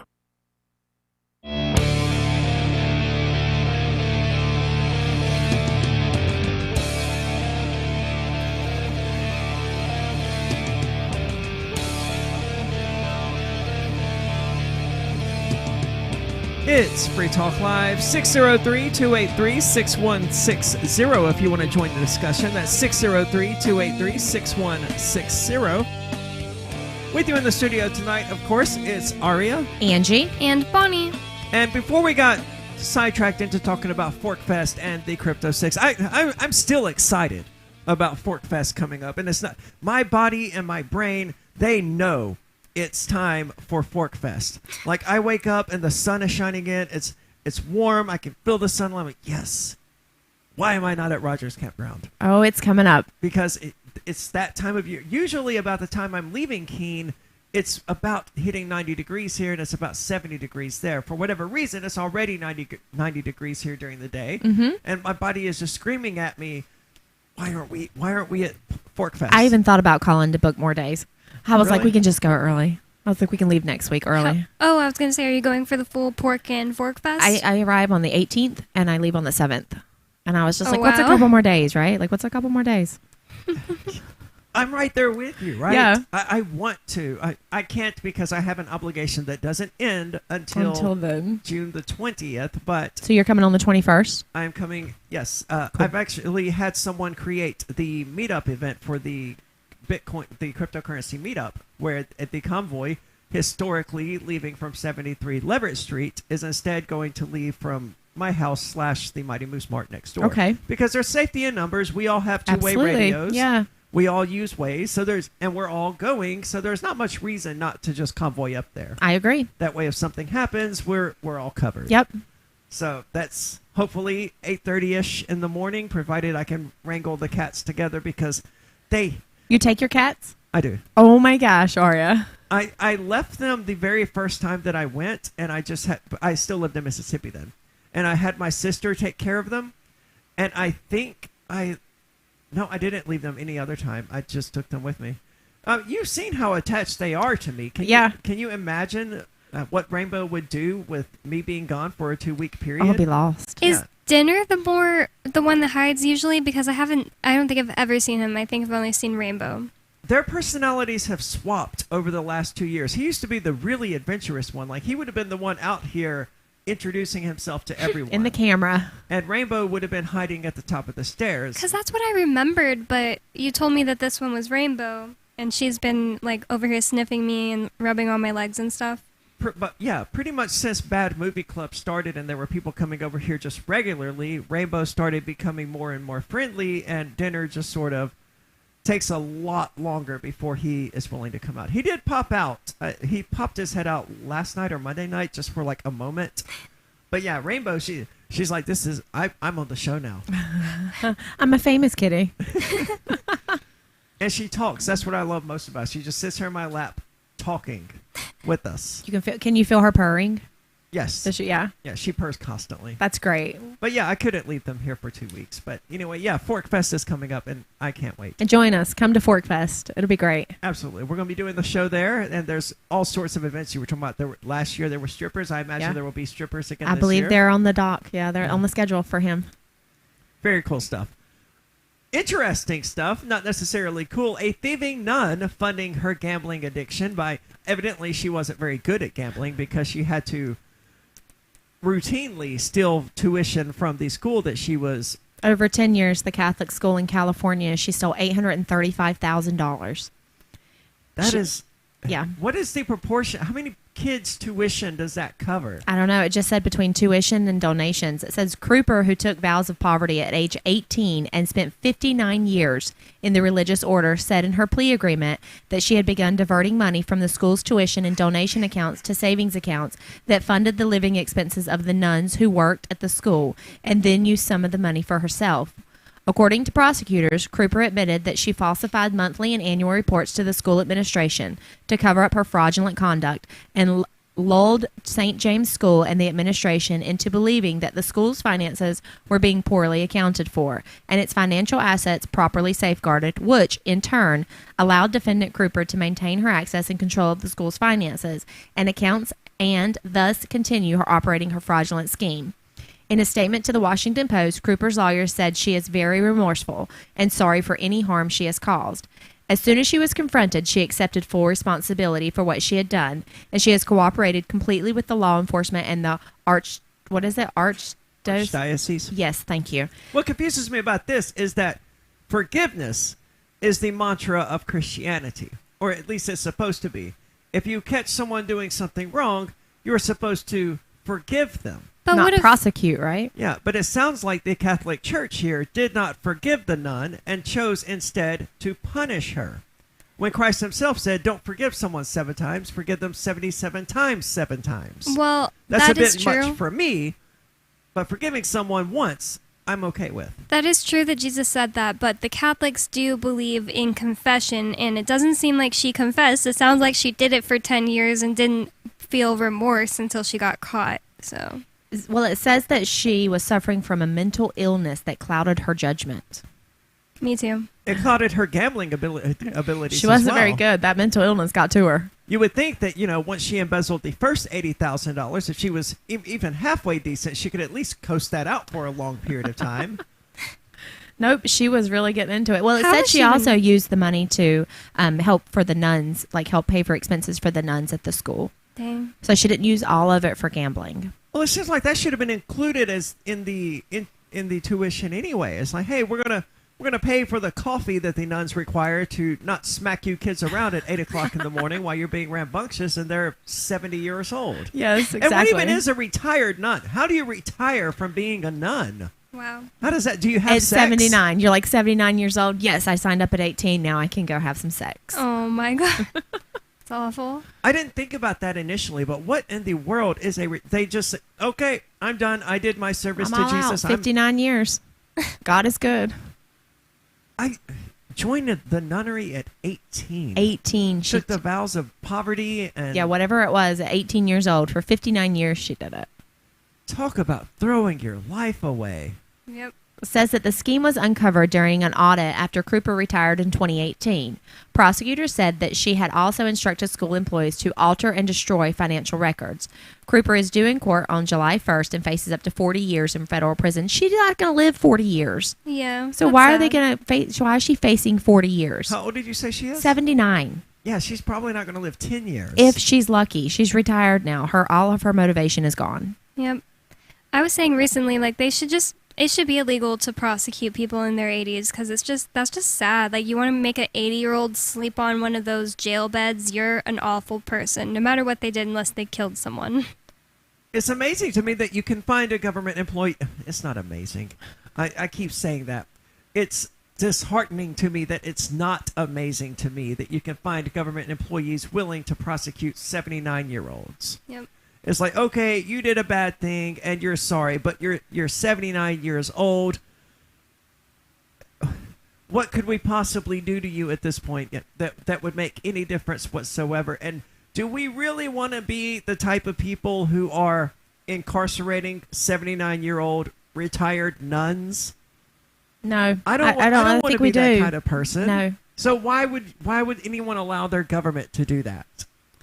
Well, because that's what they do. If somebody comes to you and says, hey, we want to prosecute them or we want to sue them or go after them, the government is going to say, okay, let's do it. People on one hand think, well, the government works for us. Like, they work for us and that's why we need them, to do things for us. And on the other hand, they act like, well, the government's the one prosecuting the nun, not me.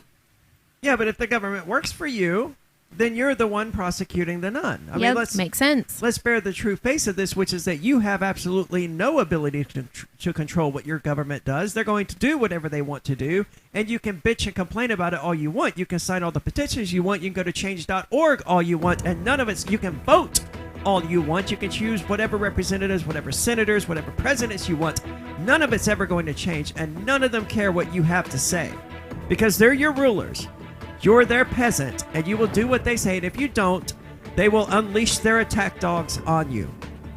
Are nuns wasting their life? 603-283-6160. Give us a call. Let us know. I kind of think they are. A waste of a life. It's Free Talk Live. This is Michael Dean from the Freedom Fiends. I've run websites since 1996 and have used over a dozen web hosts in that time. AgristHosting.com is the only one that hasn't broken my heart. Agrist Hosting's uptime and service is stellar, and their DDoS mitigation is the best I've seen. That's important because if you tell the truth in this world, you'll ruffle feathers. And some people will try dirty tricks to silence your voice. No matter what the haters hit us with, Agrist Hosting keeps our websites online. If you have a mission-critical commercial presence or a world-changing activism site, you cannot tolerate any skullduggery. So go with agristhosting.com. Have a WordPress or blog site, but you're not satisfied with performance or uptime? Or just want raw hosting? Want to pay with Bitcoin? Agrist Hosting specializes in high-performance hosting with personalized service. Go to agristhosting.com and click on the button that says Get Hosted. That's agristhosting.com. Are you tired of governments murdering people around the world? Stop using their money. There is an alternative. Bitcoin is a stateless, free market, non-political currency. Bitcoin cannot be inflated or controlled by any government. By using their money, you're helping the state. Stop doing it. You have an incredible alternative available now. Learn it, use it, spread it. Get started with Bitcoin at bitcoin.com. That's bitcoin.com. The LRN.FM social media channels have been revamped. We've eliminated Facebook and focused on other platforms like Twitter and Mastodon, the decentralized alternative to Twitter. On our accounts, you'll find posts from multiple LRN.FM show hosts together in one place. Follow us on Twitter at twitter.lrn.fm, or better yet, move to the decentralized Mastodon social media platform at toot.lrn.fm, toot.lrn.fm. I think you'll like it. We have some good news. The indictments against Ross Ulbricht in the District of Maryland were dismissed with prejudice, meaning they can never be refiled. This is especially good because those indictments contain the only charge ever made that Ross engaged in murder for hire. This was a serious allegation that Ross Ulbricht denies. It was never prosecuted or ruled on by a jury, but was trumpeted by the federal government and the media as if it were proven fact. The Maryland court held these indictments for almost 5 years, poisoning Ross's case and leaving him under a cloud of unproven allegations. As explained in Ross's appeal to the Supreme Court, the fact that the judge used these allegations to give Ross a draconian sentence of double life without parole violated his Sixth Amendment right to a jury trial. Judges are required to issue sentences based on convictions decided by a jury, not unproven allegations never even charged at trial. Although this is a positive development, the dropped indictment will not set Ross free. Now, a presidential pardon is Ross's only hope of freedom. Sign the petition at freeross.org. freeross.org. There are lots of ways to listen to Free Talk Live. Our podcast has been around since podcasts began, and now the FTL feed is loaded with content besides our full show archives. Did you know that we make it easy for you to customize your podcast subscriptions? We have different feeds, one that includes only our full shows, one with just the Daily Digest, and our main feed that includes everything. You decide what you listen to. It's quick and easy to customize your feeds at feeds.freetalklive.com. That's feeds.freetalklive.com. So you've signed the Shire Society Declaration and are planning your move to New Hampshire to be around more liberty-oriented people. Next, sign up for the Shire Society Forum at forum.shiresociety.com. There are a bunch of people there who are already in the Shire, and they want to meet you. If you're already in the Shire physically, you should also come by the forums. Remember, not everyone uses Facebook. New people are signing up for the Shire Society Forum every month, so drop in and say hello at forum.shiresociety.com. You can stick it to the man and big tech. Join our FTL social mastodon at social.freetalklive.com.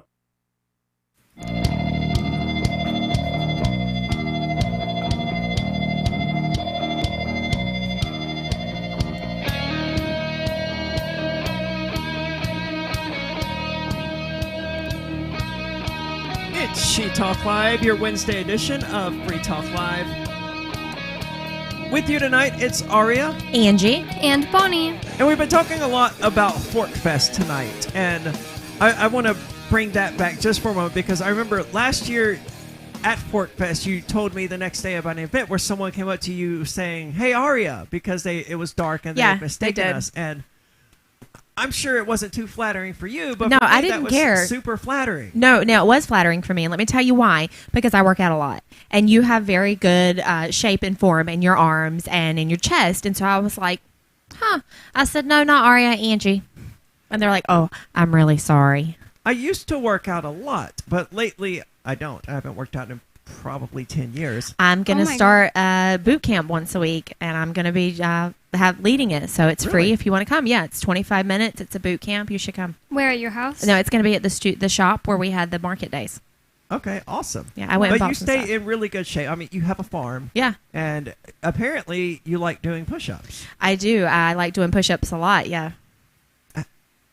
As a general idea, I mean, how efficient are you at doing push-ups? I can knock 25 out much faster than any of the boys that any of the men at the house. Where I'm like, let's do 25 push-ups, and they're like, okay, we'll drop and do them, and I get up, I'm like, done. I on average when I do chest at the gym in 25 minutes, we do anywhere from 200 to 400 push-ups in 25 minutes, and that's on top of any other exercises. So you'll like do an exercise, drop and do 25 or 50.